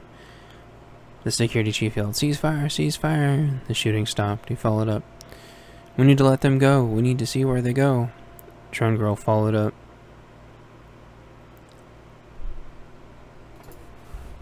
through the PA. "The druggies had all been splattered with red dye and can be seen by the drones. We'll wait for the QRT and monitor from a safe distance." One of the security officers calmed. "What do we do with these?" He kicked at one of the bodies, timidly wondering if it was actually dead. The security chief mused, "Well, we sure don't take prisoners." The people, who looked like a cross between people who escaped a mental institution or they escaped a prison, or they were meth heads, or they'd been indoctrinated into a cult, or all above, they didn't seem to feel pain at all, and several were still trying to crawl at the security team and swipe them with their sleeves. So this is how they've been wiping out the towns. Sneak up on them innocently and start injecting them with whatever this crap is. Several had stopped moving, but most were still crawling towards the team. Bullets in their heads until they stopped moving, not messing around with this crap, except the unconscious one. Maybe they'll tell us something when they wake up. He said that there was no way to even restrain them without getting hit by the needles. He'd been using his baton to move their arms around, but they had needles poking out so many places. The body started to convulse and swing. He'd need a full aramid suit to do it without getting stabbed by whatever was in those. Unceremoniously, he put a bullet in the crazy's head, and the body relaxed. The security chief looked down at the body and imagined hypodermic needles poking out, attached to some kind of modified hidden insulin pump. When the needles hit something, the pump would start going, injecting people with who knows what. If the people were compatible with the meds, they turned into these hugging zombie soldiers. If they weren't compatible, what? They ate them? They sure didn't look hung. With the final thought, the security chief fought back the urge to lose his food. He got on comms.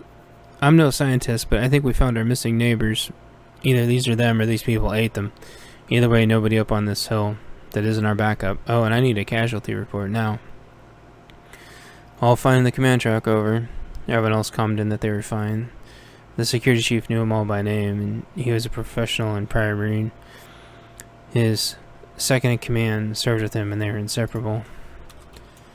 "Dronegirl, get an eye on the escapees. I want to know exactly who they go crying back to." "On it," she responded promptly and professionally. He continued to his second. "I want zigzag roadblocks that will stop a truck both ways up here. I don't want them ramming us.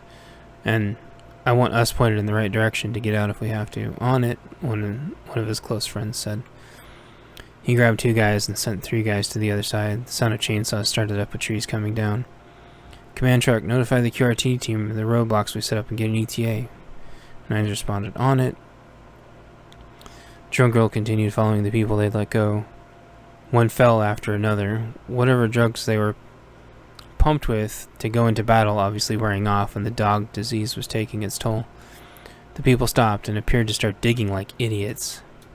Dronegirl realized this would make them nearly impossible to track, and they could spring back up and attack them easily.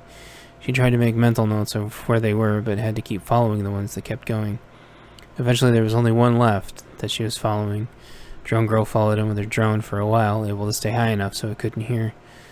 She could still see it due to the mixture Malaise had made for the drones. Drone Girl's mind started wandering as the mission started to feel routine again. She thought that they were very nearly sent. She thought that they very...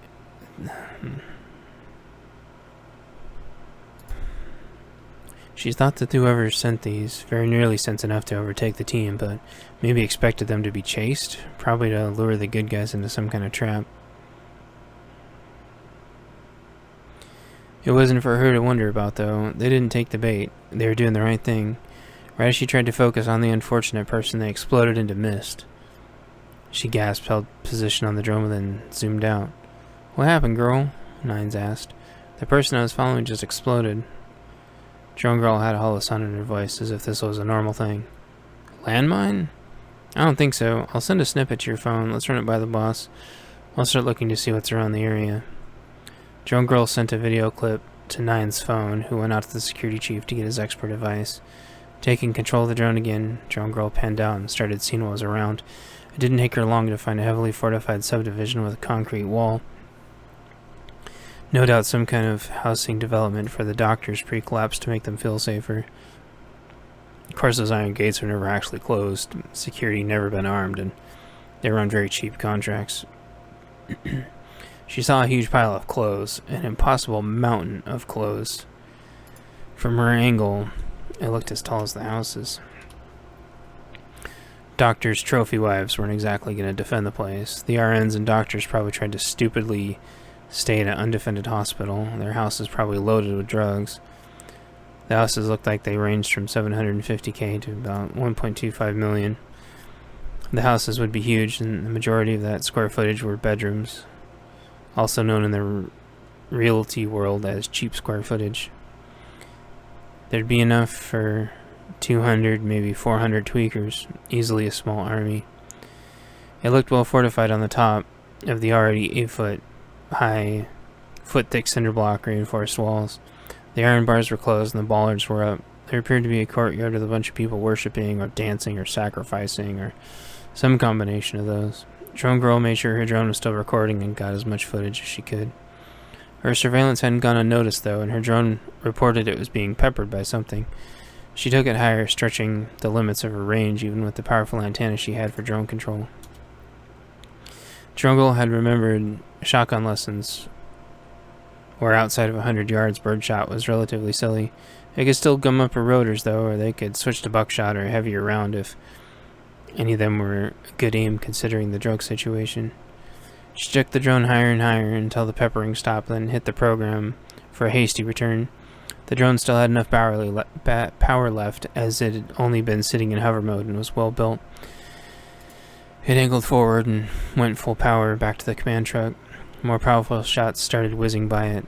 She mashed the button for evasive maneuvers, believing that a straight return would be easier to hit. The drone started weaving in a pre-programmed, unrepeating pattern where it could actually fly without the radio needing to be in contact. It had a memory built in where even if it lost signal, it would return to where it heard the signal last. Drone Girl wasn't worried about anyone hacking the drone. It was her own design and heavily encrypted to military specifications. About the worst that could happen was it could scramble its connection to base, but it had a robust return script for that. She'd heard about EMP cannon trials also, so it was well insulated from that as well. She learned how to do this, making one of her drones where they wanted to make sure nobody could steal it. Drone Girl was still worried about it getting shot down, though. The armor simply wasn't that good for anything above a basic pistol round. She winced as it reported taking a hit to the superstructure, and thankfully it wasn't critical. It detected this with an estimation and probability algorithm and performed an automatic dive as the follow-up shot barely missed. The drone would try to skim the tree line now in hopes that it was a safer trajectory and return vector. It seemed to work because no more shots rang out on the drone. It returned to its base, returned programming, and buzzed along. The security chief calmed in. "We hear gunfire. Way off. You know what that is, Drone Girl?" "Affirmative. There's a compound a few miles out. I'm trying to get my drone out now, but lost contact." She wasn't worried about them following the drone back. She wasn't worried about the bad guys. The bad guys following the drone back. They obviously already knew where the recon team was. A few minutes passed with no word from the drone. Drone Girl was hoping it was because of the tree line, but feared the loss in contact was because the drone had taken a more critical hit than it realized. Drone Girl went outside to listen for it. It was her best recon drone, and it would take up the last of her rarest and most valuable parts to make a new one. There were supposed to be replacement parts for this one. If she had to build a new one, there'd be no replacement parts unless this one could be recovered. Drone Girl knew it would be reckless to endanger the entire team for a drone. She waited with anticipation as she couldn't hear anything. From outside, she heard comms going off. Inside, and had to go in to check. Guys, please be on the lookout for my drone, please. And then she went back inside. This is QRT, please respond. Command truck, over. This is command truck, reading ULC, over. Reading ULC, over. We're about 15 out. What's the status? Holding position, waiting for you. Roadblocks on both sides. Radio when you're close and we'll get eyes on you and guide you in, over. Copy on the guide, out. Drone Girl relayed the message to the security chief and his second. They'd reviewed the footage as well as the note about the sickos hiding in the ground for the ambushes.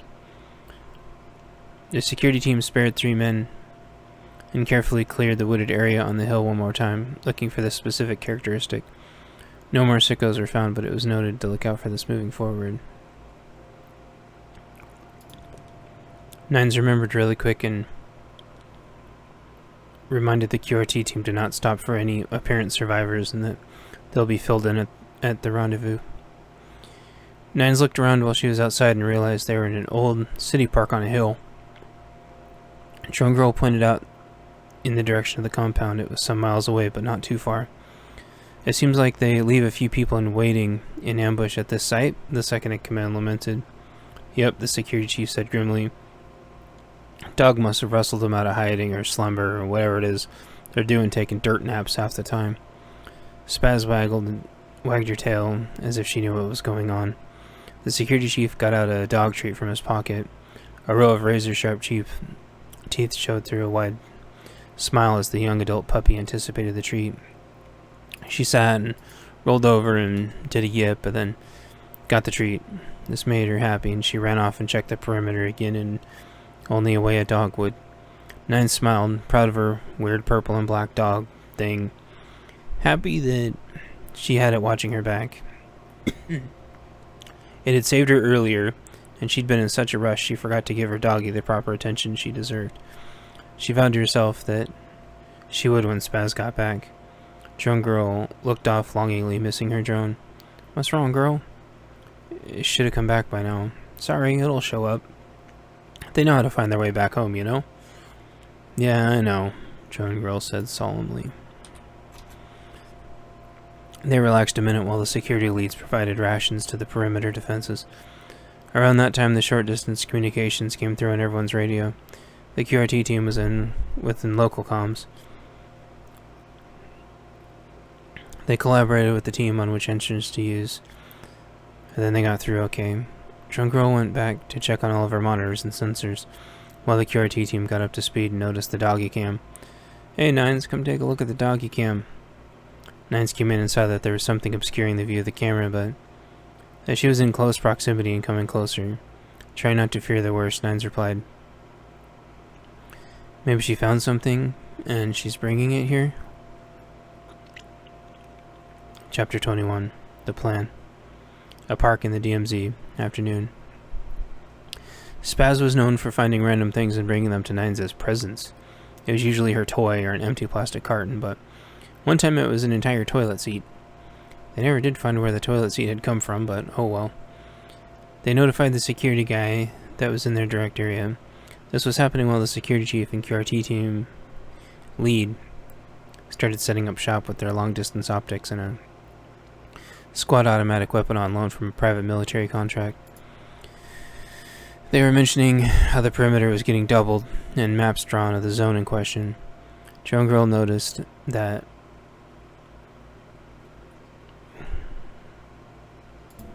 Along with the optics guy, another sharpshooter was setting up with a 50 cal rifle, trying to range the distances outside a mile.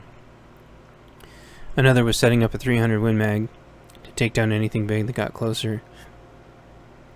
The two teams worked seamlessly together, adding an additional layer of security, and within moments there was noise from the clearing. Nines pleaded with everyone not to shoot, and everyone was well trained. So they knew not to automatically shoot if someone was outside the wire on recon. From the bushes came Spaz with dronegirl's prize drone, looking as happy as ever, like the dog had just done a good thing. It dropped the drone on the ground when it saw everyone with rifles up and got down on the ground herself in the prone position, like they were all going to attack something together. Everyone breathed a sigh of relief and put their rifles back in the low and ready. Spaz ran to Nines, who was so happy to see her weird puppy dog again, and dronegirl ran to her drone to see what had happened. The drone was fine, and dronegirl got her prize long-distance recon drone in the command vehicle as the wind started to pick up. Tinkering was heard from inside the command truck as bodies were carefully rolled into a pile safely from a distance with sticks and plans discussed. They'd seen the footage of the base and zoned in on it with the long-range optics they had. How do we siege it? It has reinforced concrete walls, steel fence, bollards. There could be hundreds in there. Probably their entire community centralized. They're probably hiding everywhere in the ground nearby. Well, I can hit them from here, but I'm mostly for anti-materiel anyway. We don't have that much 50. Can't starve them out. Who knows how much food they have in there. But the food they eat doesn't last long. Yeah, but if they keep the food attached, it stays good forever. Thought trailed off. Someone was audibly trying not to throw up and excused himself from the conversation. Hey, don't go too far. Yeah, this is disgusting. They probably don't need to eat that much anyway. How smashed they are on whatever drugs they've been jamming. One of the guys that was prior law enforcement had run some of the drugs through a kit. He had aramid gloves and was able to carefully extract some of the needles. They were networked to a system, as believed, to a pump full of drugs. It was carefully disengaged and the drugs tested, and it was everything from meth to coke to heroin all in one. His summation was that they were already druggies and contracted the disease from eating the dogs as they were starving. They naturally started eating other people completely blissed out of their minds anyway and shared the disease around. So the drugs were some kind of cure attempt or control attempt. Who knows? Either way, they don't like much of Malaysia's defensive agent. How much of that we got? We got some in 40mm for a grenade launcher. We have then some of those holiday eggs for the drone. We also have conventional grenade ammo to get those houses hot. There's no way in there though, or even close, and they have significant defenses. Yeah, no way to starve them out. Are we sure they're the bad guys? Yeah, I'm looking at a sacrificial altar, a pile of clothes the size of houses.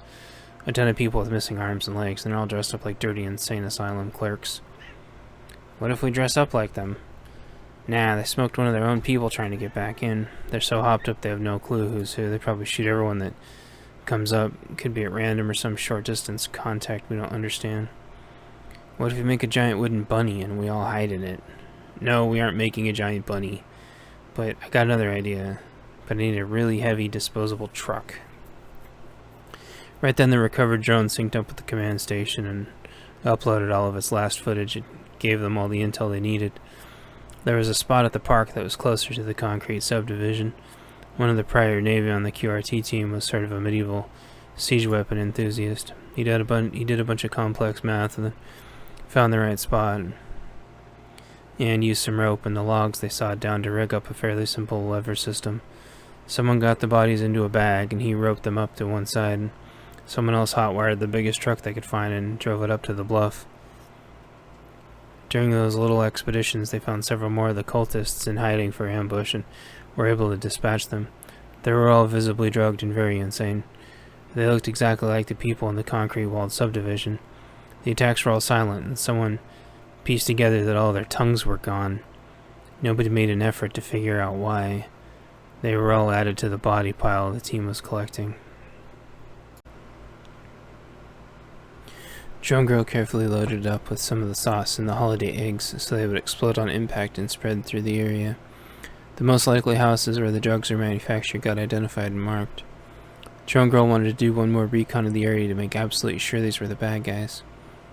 They said it was fine, as they still needed to get everyone on position at the ridge for the ambush. Drone Girl flew her repair drone overhead again, even higher this time for safety. She saw where swimming pools were filled with used body parts and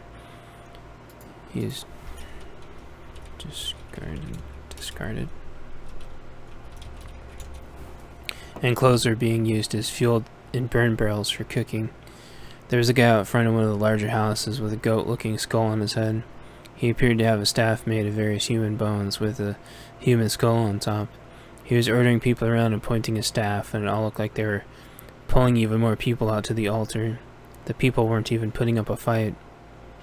I've seen enough. Everyone in place, over. Copy on the ridge. Copy, ready for roadblock. Copy, ready to send the payload. Everyone wait for them to come to us. We only get one shot at this. Send it. I repeat, send it. Chapter 22, Yeehaw. Near DMZ Park, evening. They all heard a large truck engine rev and then fall off a hill perfectly onto a lever system. A pile of bodies all flung at incredible speed, and moments later, about 300 meters away, it began to rain dead cultist bodies. Drone Girl watched as they were shocked and stunned at this sudden special delivery. They're buzzing like ants, and some of them are pointing to where it came from. Copy that. Send in the roadblock. Let's give them something to pay attention to.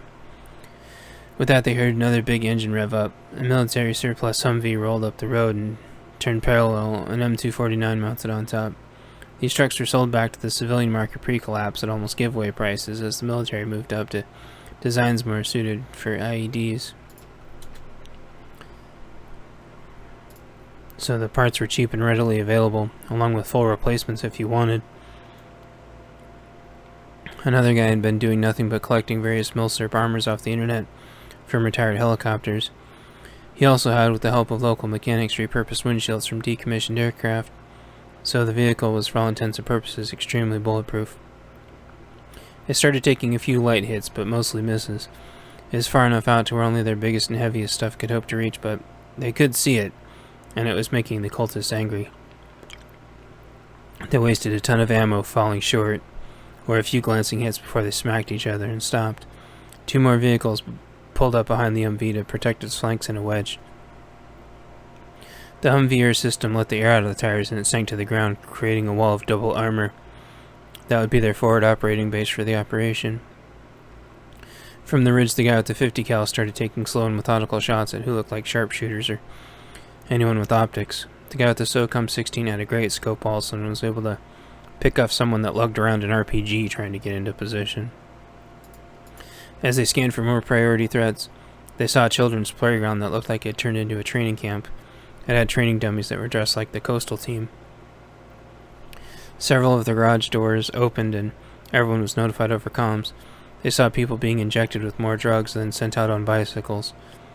You got maybe 50 sickos on bicycles headed your way all hopped up. Yeah, you also got maybe another 100 that are going to be in sprint mode. Copy, we see the gate opening. Keep up the good work. I think we got this. Keep up the good cover.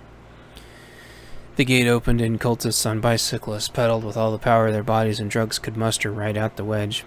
Nines was all ready for this though and was controlling a drone over them that they failed to notice. When it was time, she dropped some of the holiday eggs on the tail end of their crazy train. They wouldn't be able to retreat now. As soon as the crazies got within range of the M249, everyone opened up.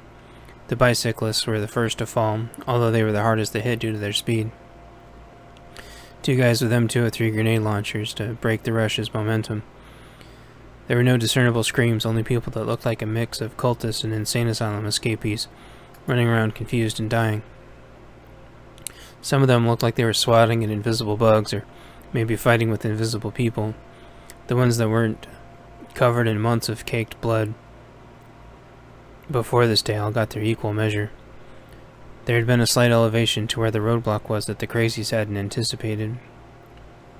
Enflade fire combined with an ideal beacon zone matched up well with the structure of the rushing force.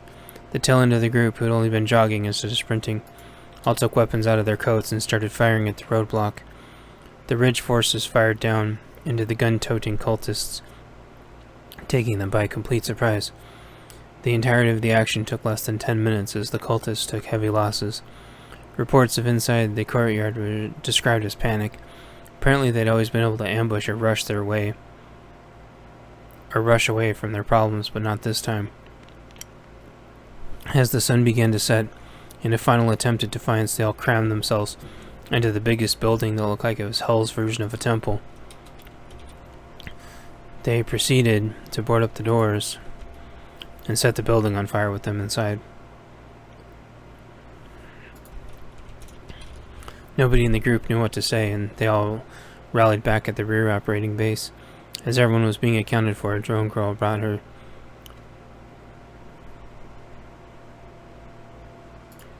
drone back and brought her daytime drone back and sent out her night drone. If any bad guys were out there, she didn't see them. They weighed their options, and not seeing anyone around the compound, they used the drones to drop off all the road flares on key houses. The flares were strategically dropped on houses that would burn all the rest down, and as they lit, the fire burned hot and kept finding chemical labs. The drones were recalled and the teams drove off as the area started its nightly sprinkling.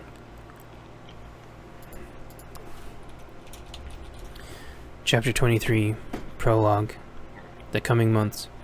All of the houses were destroyed, and the psycho-cannibals were never seen or heard from in the area again. Drug manufacturers way down, which helped Puyallup gain control of Tacoma from the gangs, and word spread of a badass coastal team that wiped out a cult linked to over 2,000 murders. Some sources put the number closer to 5,000, but no more towns would disappear in their bizarre style ever again. It wasn't long before the mid-southwest of the state was accessible to the coast and trade could open. In turn, by the next spring, the coast got to use the mid-southwest trade hubs and linked up with Puyallup as well. It would be hard to do enough farming without mechanized equipment, but with all the groups trading info and goods, they might have a chance at surviving. With the coastal team taken care of and locked down, Nines and dronegirl set off to meet new teams scattered throughout the rest of the southwest of the state. If they were lucky, maybe they could also score drone parts. Maybe more people would need drones built for them. Spaz was happy to come along for the ride, and even happier to be part of such a great family. So they took the right comms channels, so all the teams could eventually talk to each other, and off they went to find other strongholds rumored to exist. Chapter 24, Wrapping Up, Classroom, Current Time. The kids all looked at me, grossed out. Did that really happen? The children skeptically asked me as usual. As far as I know, a lot of people were there to witness it. Well, it was a pretty gross story. Yeah, it was a pretty gory story, way more than usual.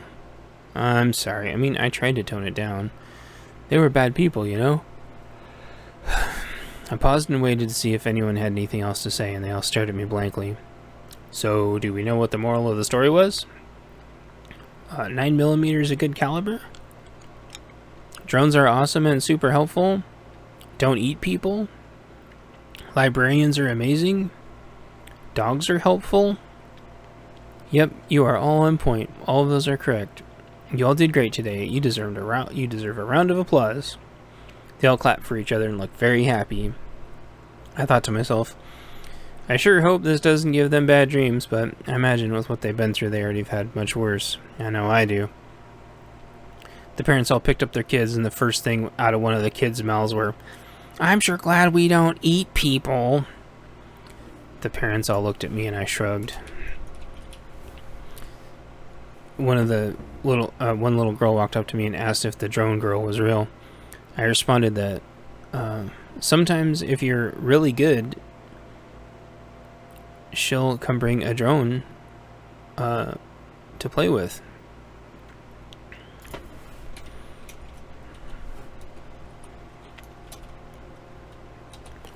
That got her all excited, and she hopped off with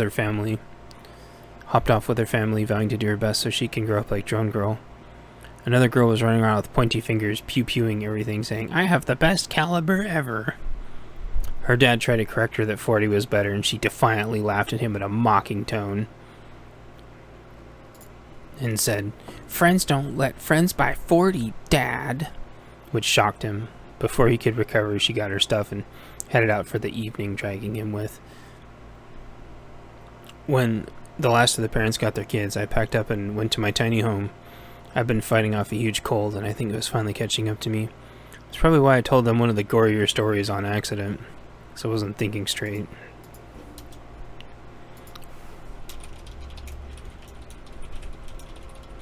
When I went inside, there was a dead rat by my tiny dinner table. My cat looked quite proud of herself. I got my little trench shovel, scooped it up, took it outside and buried it. I got some natural lemon cleaner that someone made for everyone and sprayed a little bit on the spot in my shovel so hopefully there would be no germs. My tiny home lit up like fresh lemons, which also made my cold and sinuses feel better. Before long, I fell fast asleep, and a three-story tall monster claiming to be the Big S was in front of me.